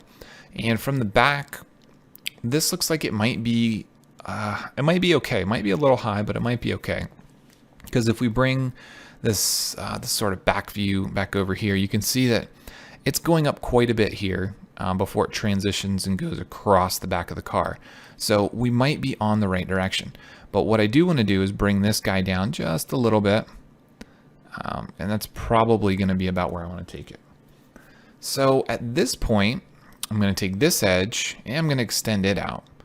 And I'm going to go ahead, I'm going to take this one out, actually 800. Now you'll notice it does some pretty funky stuff here, but that's okay, because at this point in time, I'm not too worried about it twisting. I can go back and I can fix it. And again, I just want to make sure that I go back and I don't have any weight on these corners by accident. Now I leave weight on them when I start to mess with them, but when I'm done messing with them, I want to make sure that I put them back and that they don't have any additional weight on them. So now what I want to do is bring these over close to the right plane. Get them pretty close. And I will select both of them, select my right plane, and go down to my alignment options and push those both over to that plane. So this means that I have a good clear section, a good clear area that I can mirror that across. All right, so as we're looking at this, let's look at it from the side. You can see things are a little crazy from the side. This needs to obviously come in quite a bit. But as we look at the car, you can see we're actually dealing with roughly this area right here. So I'm going to bring this point down, and I need to rotate around to get the other guy, and I want to bring that point down as well. And get roughly close to the same area.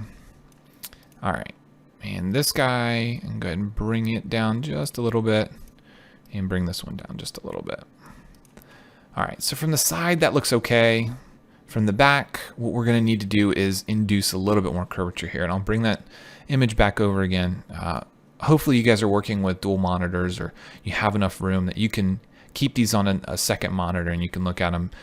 If not, if you're dealing with one monitor, then you can bring these into sketches inside SolidWorks, and don't necessarily put it right in the middle of your screen, but if you stick it off to the corner, off to the side, as a sketch picture with some transparency just in case you have to look through it, then you can kind of keep that on your screen as you need to look at it. But what we want to do is we actually want to transition this shape a little bit more. So this edge is probably going to come up, and again, we don't want to add too many divisions in here if we don't need them. I'm going to rotate this around. This upper edge, this is probably going to have to come down. As I'm looking at it from the top, these two will probably need to come back, but it's not giving me the shape that I want. It really needs to be back here and then sort of push forward to the fender.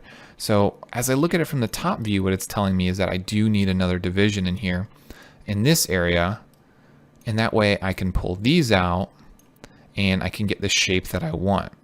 Now I want to make sure from the side view that I'm not getting too crazy here. I don't want to create too much curvature in the wrong direction. From the front, I'm going to take this point and I'm going to pull it down, make it nice and thin, and maybe bring this one up just a little bit. Now this is really tough because we don't have an image to go by, but we want to make sure that we're getting roughly close to right. Now as we look at it from the back, I think it looks pretty good for what we need. But what I'm seeing, or what I'm starting to see, is that we really need these points to be farther down. These guys need to be down. As I look at it from the top, they're rolling under, but as I look at them from the side, I really want them to all be about in the same area. So what that's telling me is that this guy right here is actually going to need a weight. I'm going to have to put 100 weight on it, and that way I can move him around and I can get that sort of sharp transition. Again, the images we're dealing with are super grainy, so you're going to have to kind of use your imagination when you start working with this stuff. But this gives me a better idea, at least in this area here, of the curvature. And I can kind of pull this around and get the shape I want as I look at it from the top. Gives me a little bit better curvature here. I want to bring both of these points back just a little bit, and I'll bring both of these back.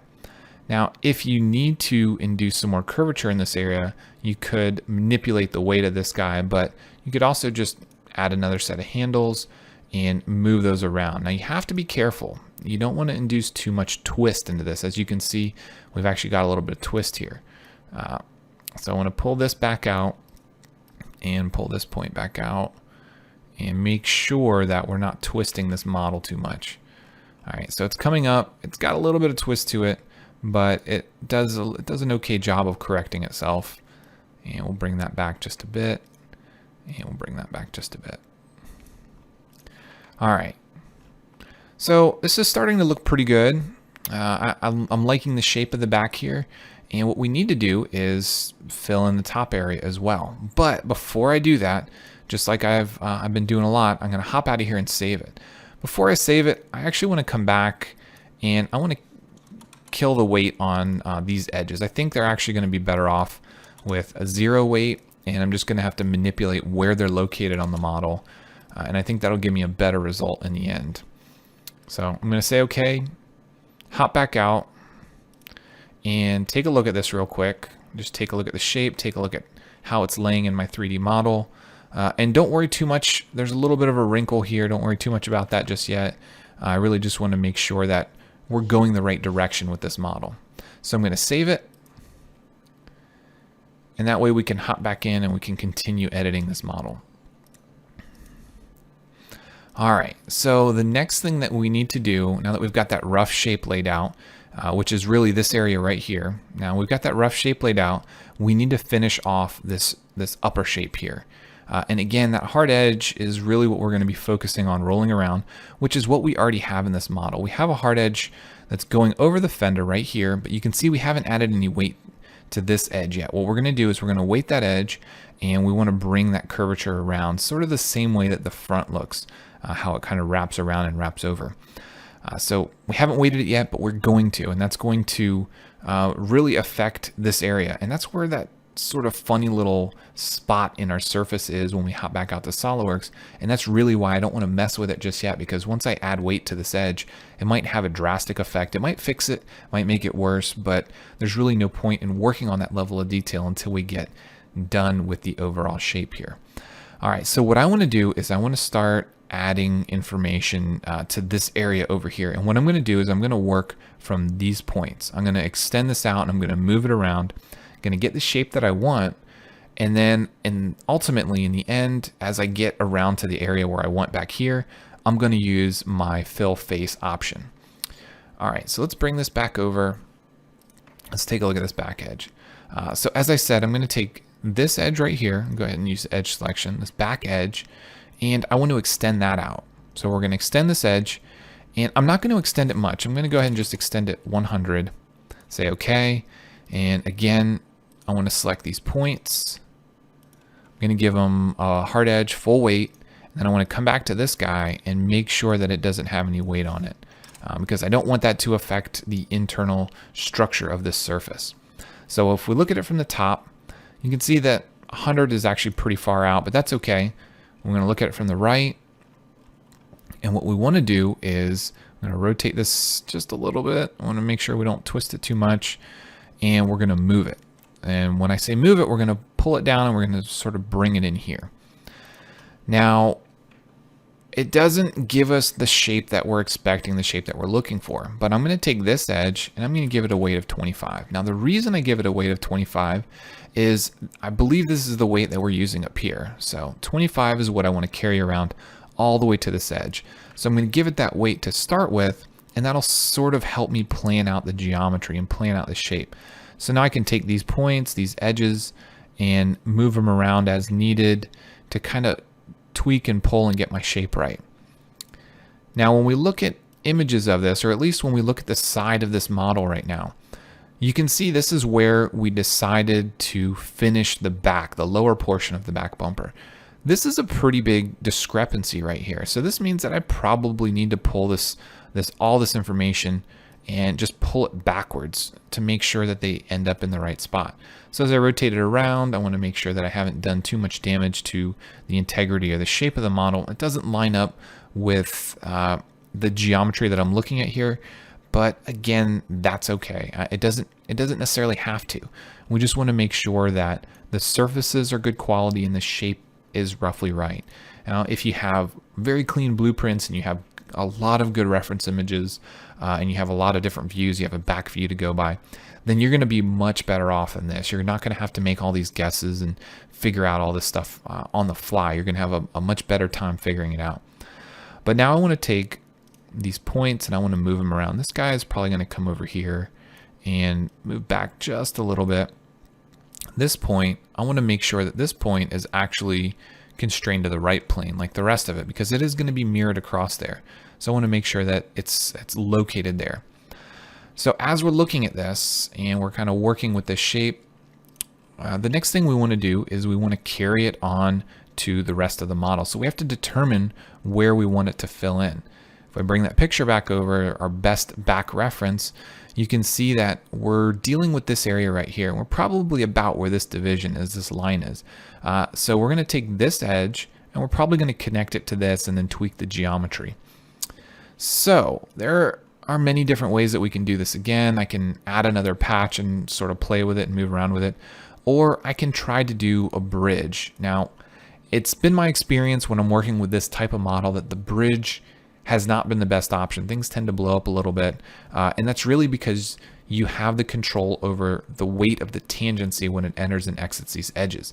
I'm going to go ahead and try it here, see if it works. As I said, we're doing these videos together. This is the first time I've gone through this model. I don't have previous knowledge of how to make these surfaces or shapes. We're kind of going through it together as we go.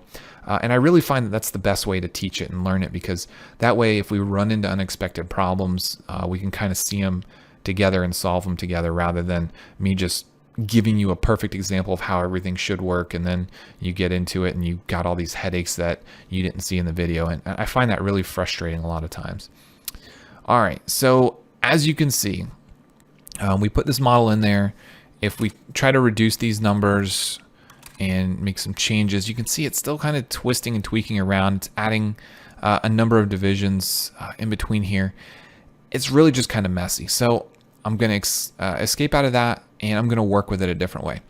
Now, what I want to do, because I've got 100 weight on this edge and I've got weight on these other edges, I'm going to extend this edge. And it's kind of random. It's kind of out in the middle, but I want to go ahead and extend that. And I'm going to extend it out 100.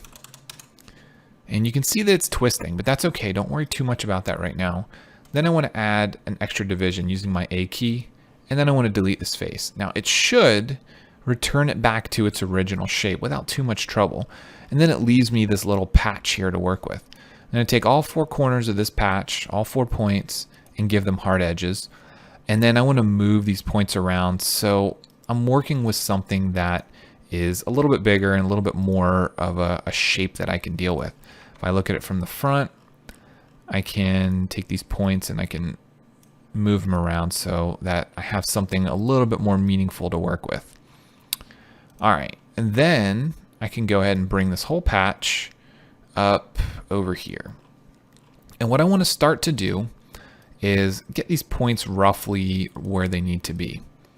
So this one's going to end up being over here. This one's going to be up here.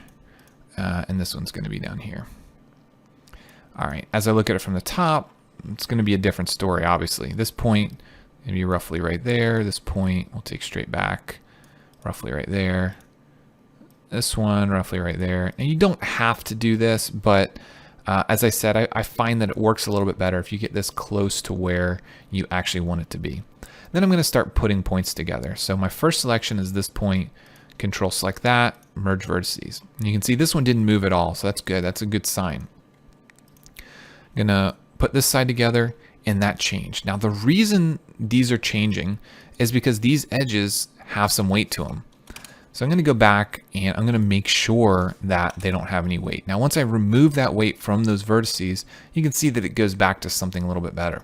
So again, it's really important that when you start working with it like this and you start doing this, that you remember where these are and you remember that you need to go back and adjust them and alter them.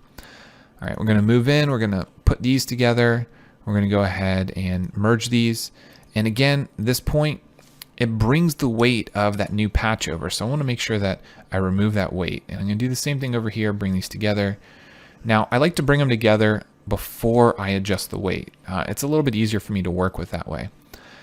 All right, so as we look at this thing from the back, this is a pretty good result. I know I have to fill in this patch here, but this is actually pretty good. If we bring this image over, you can see that it's pretty close to the same shape. We're going to have to do a little bit of an adjustment here and move things around and get it to be a better idea, a better shape that we want here. But as far as the first result, that's pretty good for me. All right, so I'm going to select these points. I'm going to make sure that they're not weighted. Even though I know I went back and I changed them, I want to make sure and just double check that they aren't. And then I want to fill this area in. Now, it's not worth me moving these vertices around and edges and trying to make this shape work until it's a complete patch. So I'm going to select one of these edges. I'm going to say fill face. Now it fills it in nice and smooth. And one thing you'll notice is that this edge right here has a nice transition to this edge and this edge. And now we can adjust the weight of all those, and it's going to pull that weight up just how we wanted and expected it. before I mess with any of this, I'm just going to click on a few of these vertices and make sure that they don't have a weight on them. And then I want to hop out of here and I want to save it. So I'm going to say, okay, convert it, and I want to save it and take a look at it in SolidWorks. The reason I want to hop out and take a look at it in SolidWorks is I want you to notice that that issue area, that problem area that we had here is now gone. We filled in the rest of this patch, and now that little spot that we were worried about is gone. And a lot of it's due to the fact that we took this edge and we now added a weight to it. Now that weight really helped pull some of those issues. It helped iron out the details or the problems in that issue and that edge that we're dealing with. And another thing you'll notice is that we have this hard edge here, but we also have a pretty nice transition to the rest of this. And we're gonna have to push and pull. It's not ideal. There's a little bit of a lump in there, but we have a pretty good transition here. And we have a nice transition down to the back of the car. So I'm pretty happy with the results, especially for a first shot at getting this geometry in here. So I think that's a good place to stop this this video. We'll go ahead and save everything, and then we'll pick up in the next video to push and pull and tweak and try to get this shape a little bit closer to what we want, a little bit better. So thanks for watching. If you guys have any questions, please email me, matt@mysolidbox.com, and I'll see you in the next one.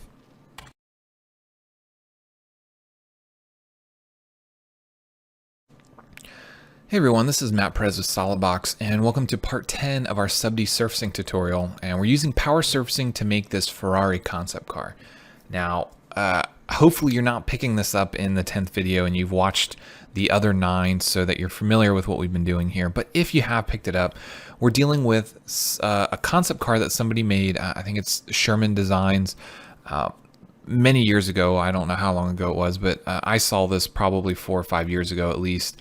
And we're trying to recreate it using power surfacing. Now, so far, what we've done up to this point is we've created the front fender, and let me go ahead and turn the front one back on, and I'll turn the other mirror back on as well.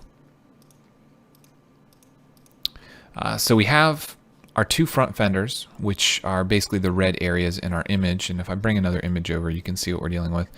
So we have these 2 front fenders. We made some mirrors. We don't have very good images of these mirrors, so we just kind of winged it and we made something that looked like it would go with this car.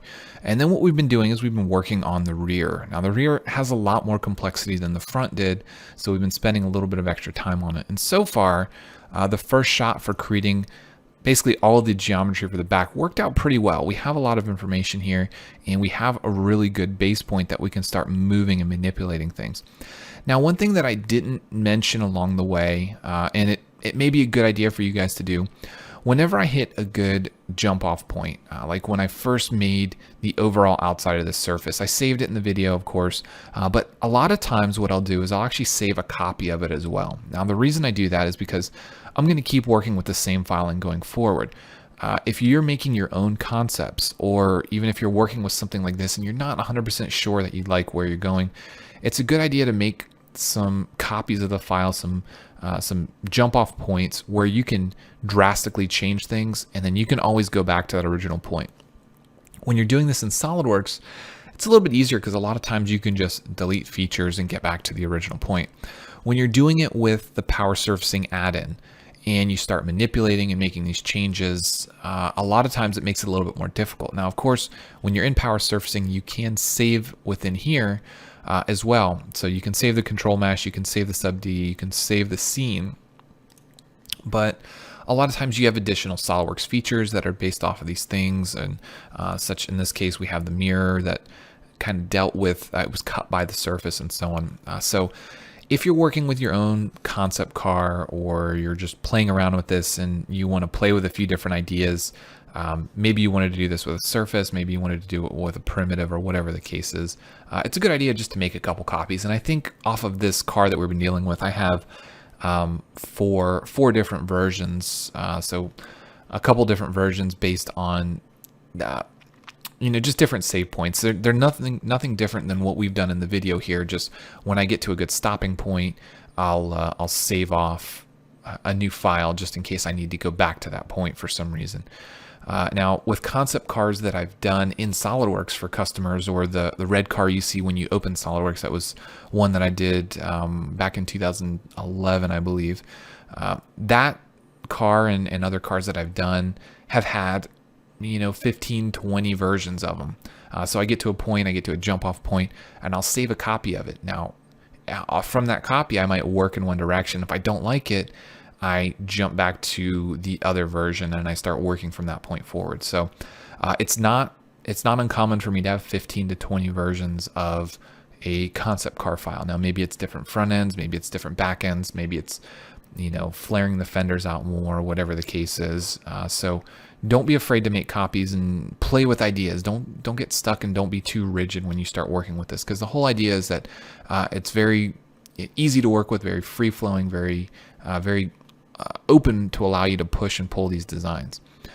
Now with that out of the way, let's go ahead and hop back into this feature, this Power Body 2, and let's pull some of these curves here. Now, in order to see what's going on, I want to go ahead and turn on my sections. So I'm going to do a section, and as you can see, a lot of lines come up, but that's just the old setting that I had.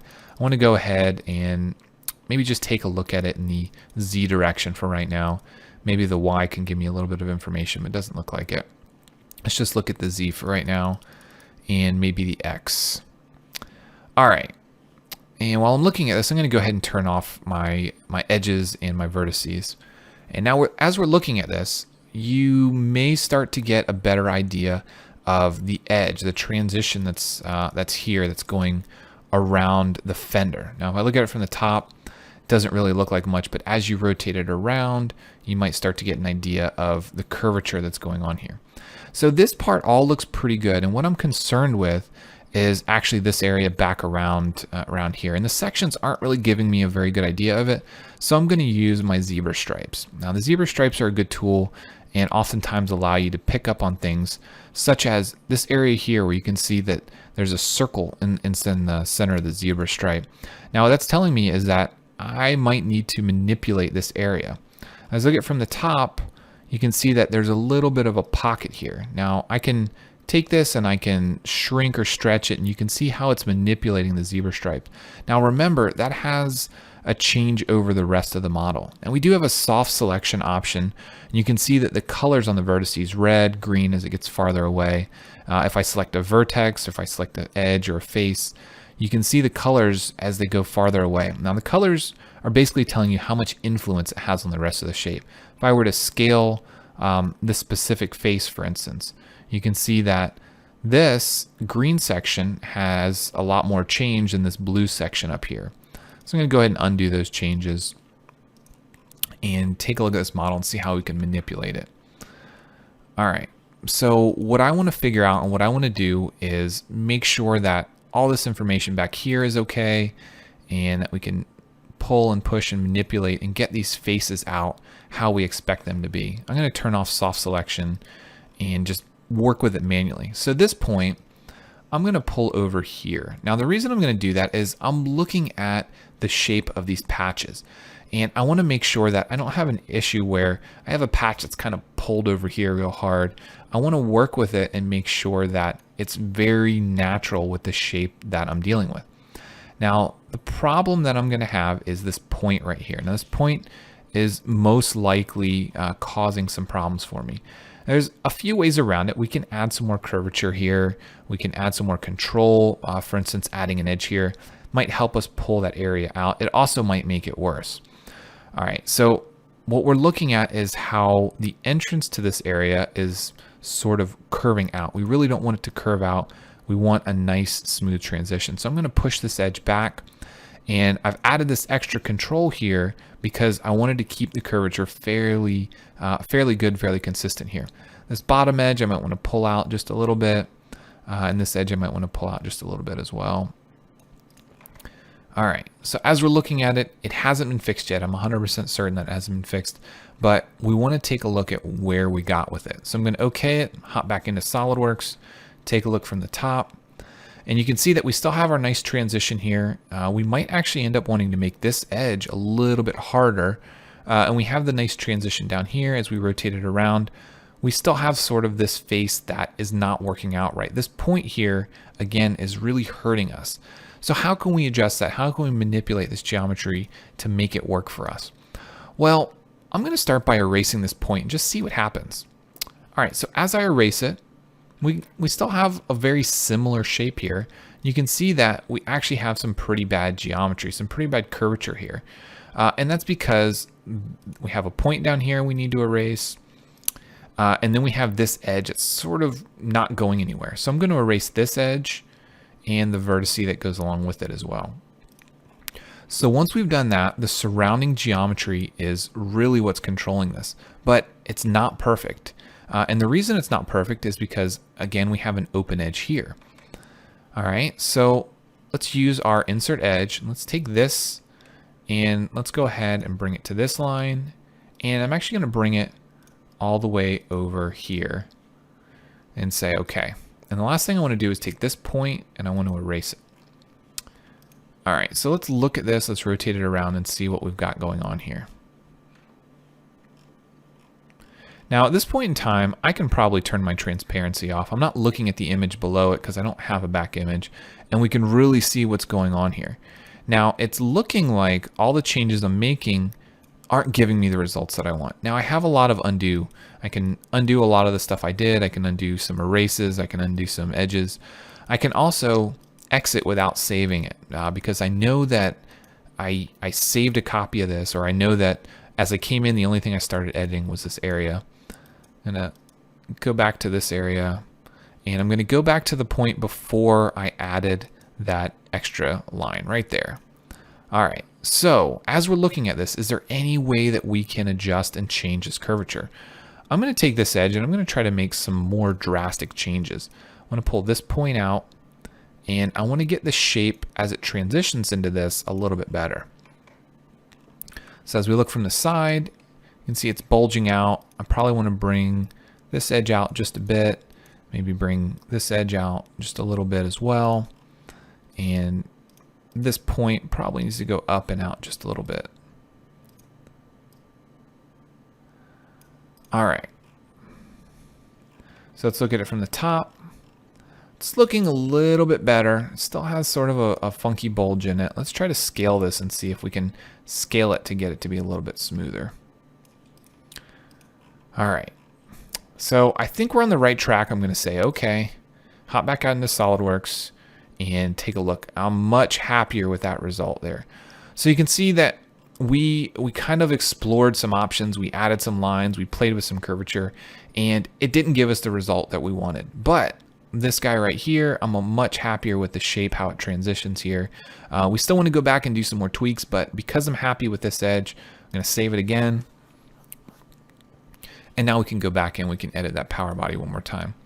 Now what I want to do is I want to take this edge and I want to make it weighted just a little bit more. Let's go to 35, and I'll weight this edge 35 as well. And the reason I want to do that is because I want to give those a little bit more weight. This is 25, but that 25 also has a peak on it. Where this stuff right here, it doesn't have a peak. It's really more of a gradual transition. So it's not giving us the harder edge that we really want to see here. So we might even need to go higher with it. We'll go back into the weight. Let's just do something more extreme. Let's take it all the way up to 50. Let's take this up to 50. And it's 25 on the top there. Let's take this edge. No, let's leave that one at 25 because I'm pretty happy with the way the front of this looks. All right. So this gives us a little bit more definition here. You can see that we might need to pull this area just a little bit to make it better, but now we have a much harder edge there, and it gives us more of a seam, more of a transition. It might be a little bit too hard. All stuff that we can very easily go back and fix. Come back into the weight. Instead of 50, let's make it 40. Because 35 didn't quite get it, but 40 was probably going to be a little bit better. All right. So that looks pretty good. That gives us the division that we need. This patch right here is still something that we want to look at. It's actually looks like it's sinking down instead of staying a nice smooth transition. So that's probably the last thing that I need to worry about and fix.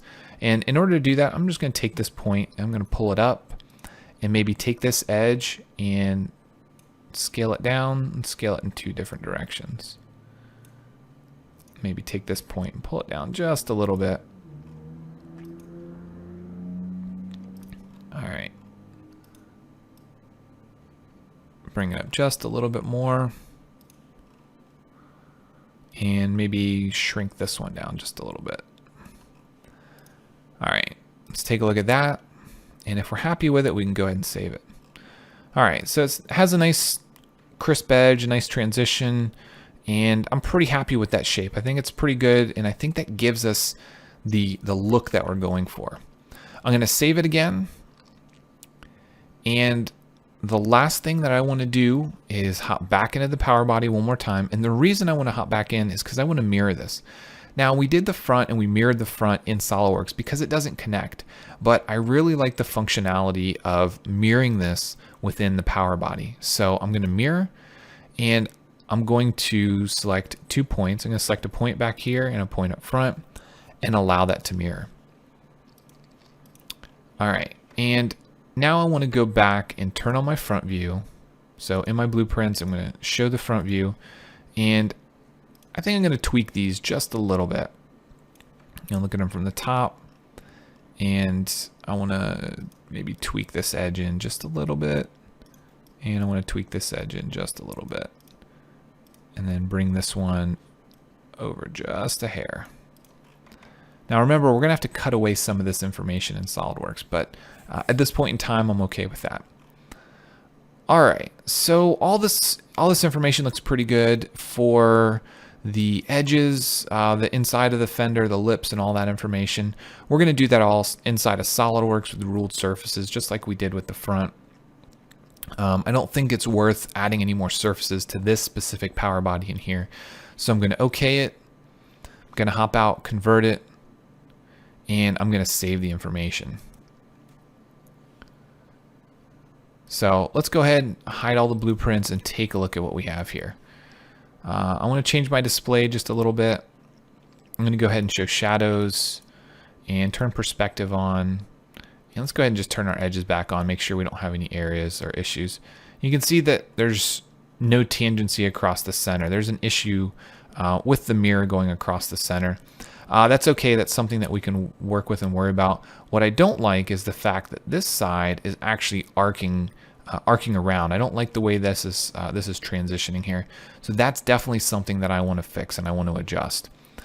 So as we look at the mirror, I want to make sure that these areas are okay. Now, it may or may not be okay because of the mirror, but I can go into my power surfacing, go into box modeling, mirror, turn the mirror off, and adjust this a little bit more as needed.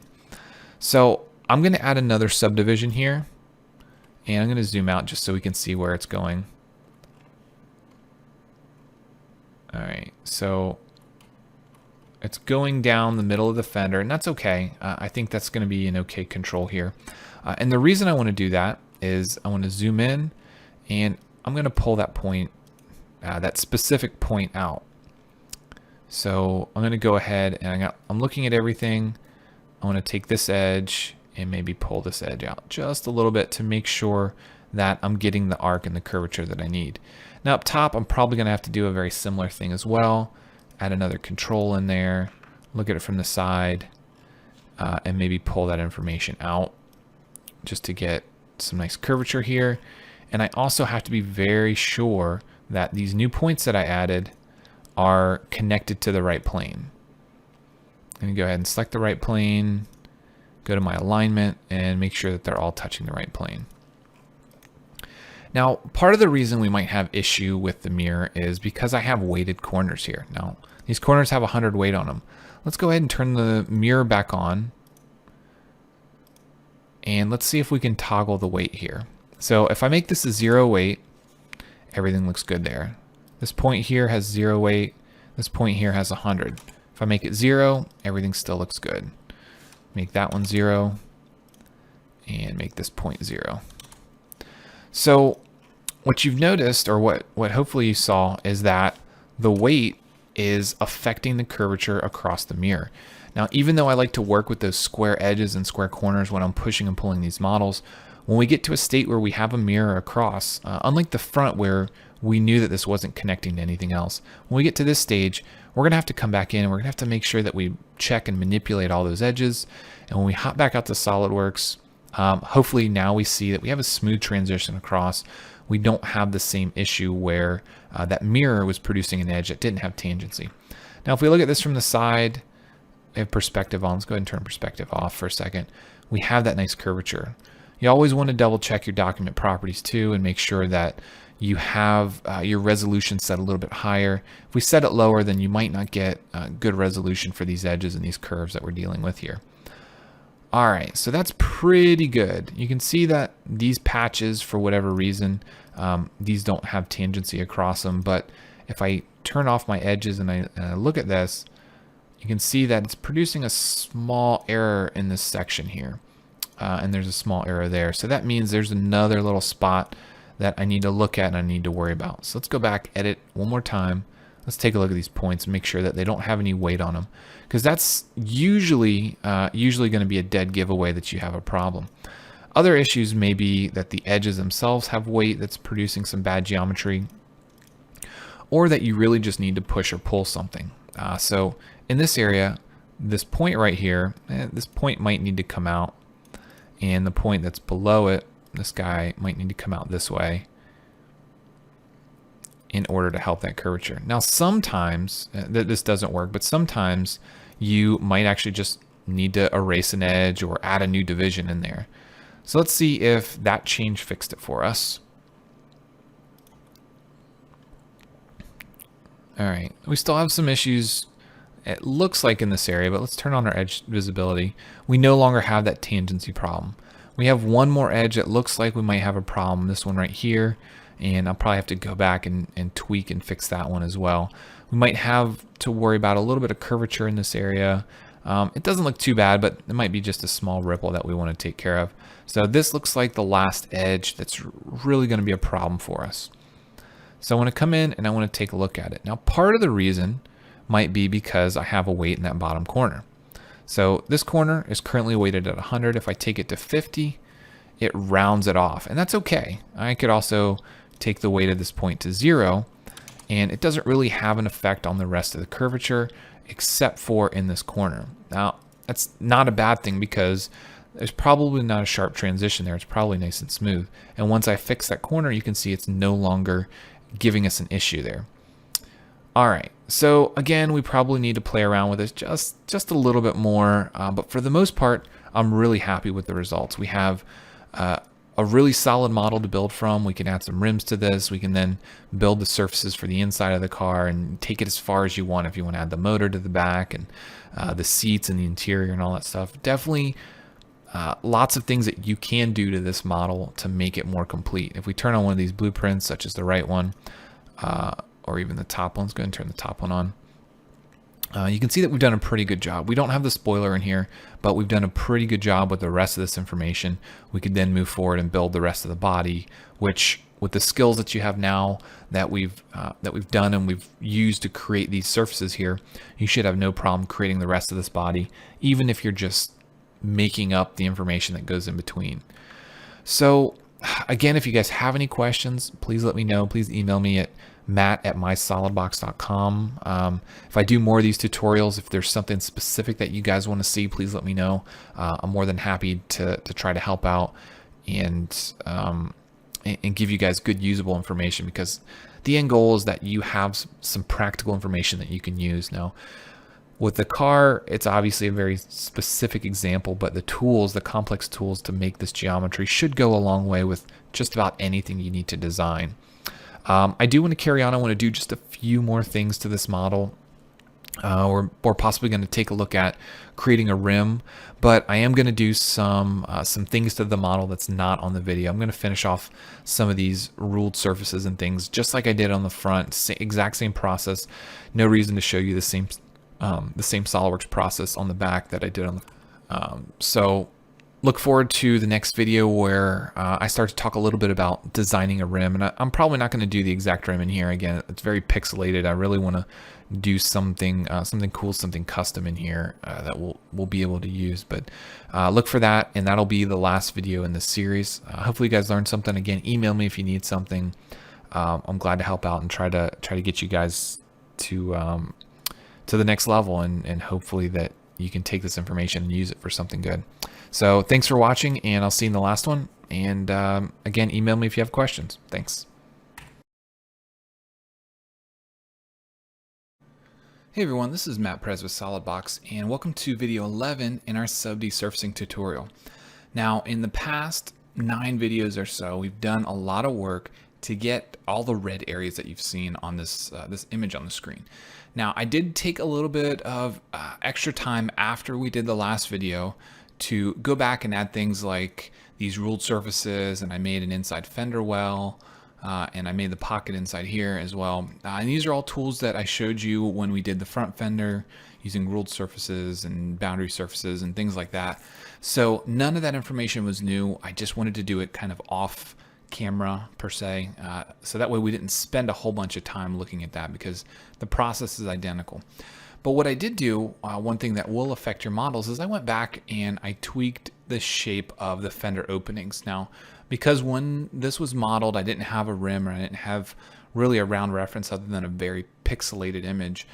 It wasn't exactly perfect. And you can still see here, it's a little bit off just in this corner, but for the most part, I went back and I rounded everything out.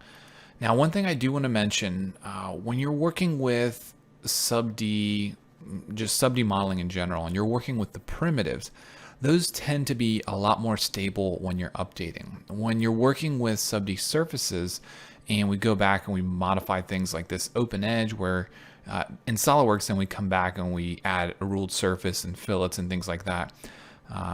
I'd say probably about 50-50% of the time you're going to have a failure in the rebuild process. Now, it's not to say that you'll have that all the time, but I have noticed that there are several times where I'll maybe change the shape just a little bit and it'll work fine. And if I change it maybe just a little bit more, just a pull or a push of one vertex, then it'll fail and it'll have issues getting these edges. Now, you can manually go back and rebuild those, but the point I'm trying to make here is if you are doing something like modifying this fender lip, make sure that you do that before you start adding all these additional features. Now, things like cutting the solid body with the mirror, that's fine. If you extrude up to the surface, that's fine.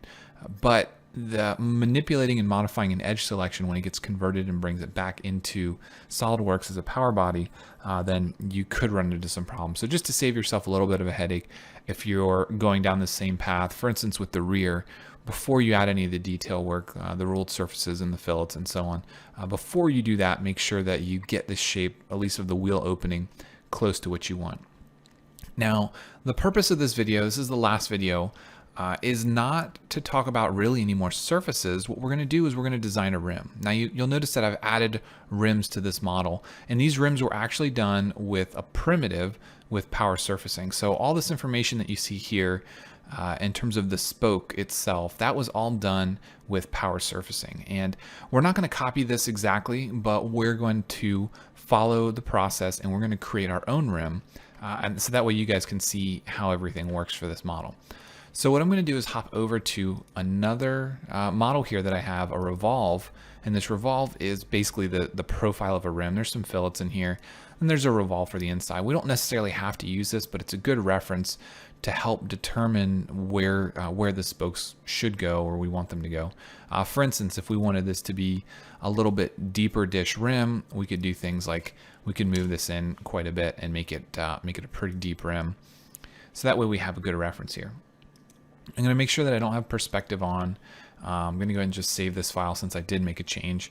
And then I'm going to create a primitive. Now, there are several different ones that we can use here. It really depends on your goals and what you want to model. I'm going to start with a box. Now, of course, you could start with a cylinder and you could pull and push and get the shape of the rim and all that right. But I find that especially how detailed that actual rim profile has to be and the beads where where the tire is going to seat and all that information, it's just much easier to do it as a revolve in SolidWorks. You're really ensure that you have a nice revolved part if you do it that way rather than trying to do it by pushing and pulling things. All right, as we look at this, obviously this isn't located in the right spot. It's not the right size, but it doesn't really have to be. What we want to do is we want to just get it kind of close to what we want. Now, it doesn't need to be this wide, so we can thin it up, maybe change its length just a little bit. And one thing that helps a lot of times is to take a look at a section view of this. Now, initially we could do something like only revolve this 180 degrees or something along those lines. But for right now, I'm going to go ahead and just look at it in this view and maybe turn a section view on, or maybe turn transparency on. All right, so the first thing I want to do is move this into roughly the right place. I'm going to bring it over here and take a look at that. All right, looks like it's pretty good. I'm going to say okay. And the reason I'm going to say okay is I want to come back in and I want to make these guys transparent so they're a little bit easier to see through, and then go back and edit my power body. So now as I'm looking at this, I have a better view, a better understanding of where things are. So now I can grab edges and I can push and pull them and put them in the right area. The first thing I'm going to do, the first thing I'd like to do is select some faces. I'm going to select this end face and I'm going to give it a hard edge. I'm going to select this bottom face and I'm going to give it a hard edge as well. Now, if you need any other hard edges, for instance, if we want to square this entire thing up, square up the front and the back, you can do that. Now we have a complete box, and that gives you a little bit more, a little bit better idea of what you want to work with, a more symmetric type shape. But we can still grab these vertices and push and pull them. Say we wanted to twist this shape just a little bit. We want to push this up. We want to look at it from the side, and maybe these guys actually need to twist, and we need to get roughly in this area. Maybe we even need to scale them down. That way we have a pretty good idea. Now, one thing you'll notice is I don't really have the control in order to get this to be a twisted shape. But before we start trying to arc it in this one view, we want to make sure that we have everything, all the detail that we want in the other views. So if we want to pull these edges in and scale it in, or add any specific controls, we can do that. For instance, let's insert an edge from this point to this point and say okay. Now what this is going to allow us to do is make some tweaks to the shape. So now we can grab this face, or we can grab this vertex, and we can pull just that individual vertex in. So as we look at it from the front, we're now making a tapered shape. Now it's nice and smooth here. It's not necessarily a hard edge, but if we needed to give it a harder edge, of course, we can go into our advanced tab and we can weight this maybe 100 if we wanted to put a hard edge and do a fillet on it afterwards. Now, I should also note that this is completely on the fly. I don't have any images to work with. I haven't designed this room before. So we're just like we were doing with the car model, you're kind of seeing the process as it unfolds. I don't want to say cheating, but I'm not using any predetermined information that I've already created. I'm just kind of going about it on the fly and pushing and pulling and tweaking things into how I think they should be. All right, so as we look at this, if we want to add any more control to this, maybe we need to divide it again from this point up to this corner. We can go ahead and do that, and we can push and pull faces, and we can tweak the shape and get it to be a little bit more of what we want. All right, and again, we can add weight to these edges if we need to add some sort of weight, or if we're happy with this. All right, so as we're looking at this model, I'm going to move some points around. I want to pull these back. And what I really want to do is get this thing to be twisted in space a little bit more. So I'm going to hold down my A key, and I'm going to add a curve around this model. Now you'll notice that it did something funny here. It didn't actually go completely around the model, and that's because I've added some very unconventional lines. I've inserted these edges at very unconventional portions of this thing. So I can go back and I can connect this area if I need to, but the idea here is that as we look at it from the side, we might actually need to rotate this around to get the selection to work out. I can now grab these and I can pull them and tweak the shape just a little bit more. Now you do have to be very, very careful here. We don't want to create some bad geometry. We don't want to create a very bad instance here. But now that we've added this extra vertex, as you can see, we can twist things a little bit and we can get the shape to be just a little different. All right, and what I'm actually going to do is I'm going to come back, I'm going to take this 100 weight and I want to reduce it. I'm going to take it down to 50 or even 0 because we have a lot of control over the shape with this. I can take it and I can really use this information to push and pull and tweak things. Let's look at it from the side and let's pull this point out and see what it does. All right, so as you can see, it's adding a little bit of control. if we take a look at this directly on the sub D, we might get a better idea of what we're doing here. Now these upper portions, a lot of this information is going to be cut off. We're going to use the rim to actually cut that away, which is okay, which is good. We don't need all that information there.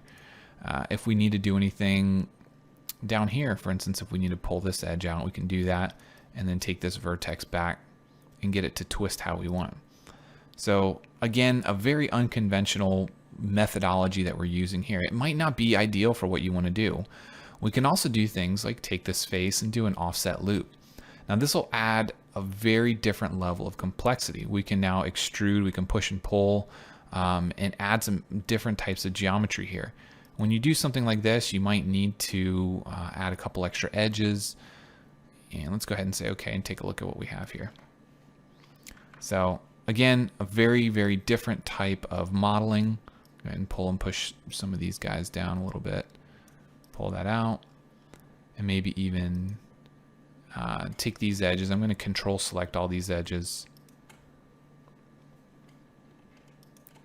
And I'm actually going to scale them a little bit. I'm going to scale them, bring them in, smooth that edge out. All right. So at this point, this may produce some issues when we go back into SolidWorks, but I'm going to go ahead and say okay and try to create this as a solid body and see what happens. All right, so it does actually create it. It doesn't give me any warnings or any errors. And you can see it may or may not be ideal for what we want to do, but the point here is that we have a lot of control over the shape.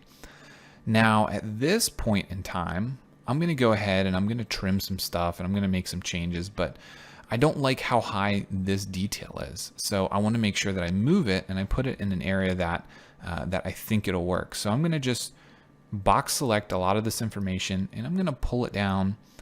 And then I want to take things like this edge and I want to pull this edge over. And I want to make sure that the shape that I'm creating isn't producing some bad geometry. So I could even do things like erase edges if I need to smooth the shape out a bit. So as we rotate it around, everything looks pretty good here, and that might give us a pretty good result. I want to make sure that all of our edges are above this profile here, so when we go to trim it, we're not worried about making a bad edge or a funky edge that we need to worry about. I'm also going to pull some of this in. I want to tighten this up a little bit, maybe thin it out. All right, so that looks pretty good. And we could also, at this point in time, we could modify and manipulate the edge weighting on these. If we don't want them to be 100 anymore, say we come back and we decided we actually wanted to have a soft edge here, could do 50, even take it down farther, 25, and we still have an edge there, but it's not necessarily as hard as we originally were dealing with. All right. So I think that looks pretty good. I'm going to leave the hard edges on the back for now and go ahead and OK this. All right, so you see that it has a problem with vertex found in the control mesh. Go ahead and say OK and convert this anyways and take a look at it. And you can see that I don't initially see any problems. I don't initially see any errors here. Let's go ahead and change the transparency on these models again and take a look at what we're dealing with. So it intersects pretty well. We can clear all this information out, and we can actually clear this information out by using some of our SolidWorks tools. So I'm going to start by going to my feature tab, and I have split added here. I'm going to grab the back face here, and I'm going to use split. I'm going to cut the part, and I want to select this little bit that's sticking out here. Now I have consume cut bodies checked. So that means as soon as I hit OK, it's going to split this up and it will remove it as well. The next thing I want to do is follow the same process with this face. I'm going to cut part, select that bit that's on the outside, consume cut bodies, and say OK. And now we've removed that information. Now this type of shape, this thing would be pretty good for maybe adding a logo, an emblem into this pocket here. So with this shape, maybe you could stick a badge or something into that area there. All right, let's go ahead and add a pattern. Let's go ahead and do a circular pattern. So the feature we want to pattern, we actually want to go down to bodies and pattern this entire body here. And we're just going to go about this round edge. You can get any number you want if you wanted to make it pretty tight, or pretty far space, we could go ahead and do that, say okay. And now we get a pretty good view of what we're dealing with here. Now this looks like a fairly bulky rim. The shape isn't very organic, but that doesn't necessarily mean that it's a bad thing. We can start adding some more detail. For instance, if we wanted to fillet this edge, actually fillet it pretty heavily, we could say okay. And then we could go ahead and combine all these solid bodies together. And once they're combined, then we can go ahead and start doing fillets around them as well if we wanted to smooth this information out. You'll notice it's not filleting around the backside, and that's because we have a hard edge here. This hard edge is going to fail just based on the size of the fillet that I entered. If I put a smaller fillet in, it should be okay. Let's go ahead and grab this back edge as well. So, 1/4 inch, it's producing some sort of issue here. And a lot of times what that means is you're going to need to do these fillets first. So a lot of times you'll notice, especially when you're dealing with the shapes like this, most of the time the back of this would be shelled out, or some of the information would be removed because it's a cast part and you want to get it as light as possible, but also still be structural. But we can come in, we can create those fillets on the back side. That way when we come in and we do a fillet to the front edge, it'll wrap all the way around without problems. Now you can also start to use some of the fillet expert features here. So we can go around certain portions, we can go around certain edges. For instance, these edges around the bottom of all those instances. Maybe we want to go around the top as well. Go ahead and do those features and hit them all at the same time. And that way this guy's rounded out now. I also have a tire profile that's in here. I can go ahead and show that. We can do a solid revolve of that, and we can pick an axis or an area that we want to revolve about, and go ahead and just pick the center axis here. I'm going to deselect merge results. I don't typically, when I draw tires, I don't typically like to merge them with the rim, just in case I need to do some post-processing or some extra work on it, adding tread and things of that nature. But you can see now we have the geometry here. We can add a lot more detail. We can add any amount of detail that we want. But the point of this is to show you that you can take the information and you can take the process of using the power surfacing add-in and still create a lot of organic geometry, nice smooth geometry for things that are more mechanical. Now we can go back to the car and we can take a look at the rims that I created here. Actually, let's go ahead and just open that rim.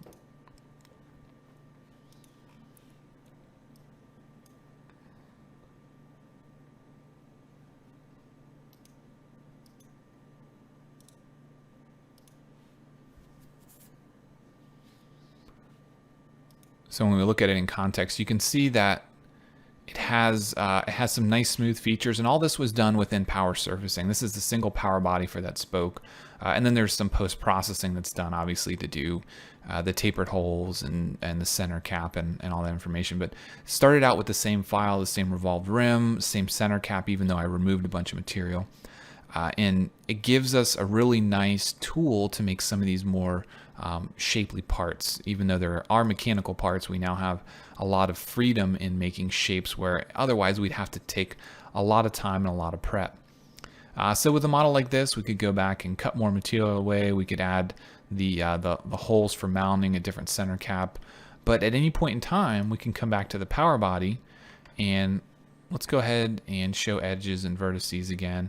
And let's grab all these edges here, and let's just say that we wanted to move it down a bit. Now, it's a little hard to see here. Go ahead and say okay. Not worry about the one face that has a problem. And some of these features aren't going to update properly from time to time, depending on how you move things. But you can see that that gives us a very different result, pulling that information in. But everything's still updated. In this case, the fillets updated, the combine updated, all the splits updated. And it was pretty straightforward for us to do. So that is the end of the series. That is taking a look at making a mechanical part as well, using some of our primitive options. We used create box, but you could use any of the others if they better fit to the shape that you were dealing with. And we did a lot of work. We made a lot of complex surfaces, and hopefully the process wasn't too bad for you to follow along. with these types of things, sometimes it's very easy to get lost, but hopefully the pace was good enough that you were able to follow along and at least get pretty close to some of these bodies. And as I said in all the other videos, if you guys have any questions, please email me, matt@mysolidbox.com. I'll try to do my best to answer questions for you. And obviously you guys have the forum that you can go into and ask questions, and anybody, any number of people can hop in there and answer your questions and so on. But thanks for watching. I hope you enjoyed it, and let me know if you guys want to see anything else in particular. I'll try to do my best to create some more videos for you guys. But thanks for watching, and we'll see you in the next series.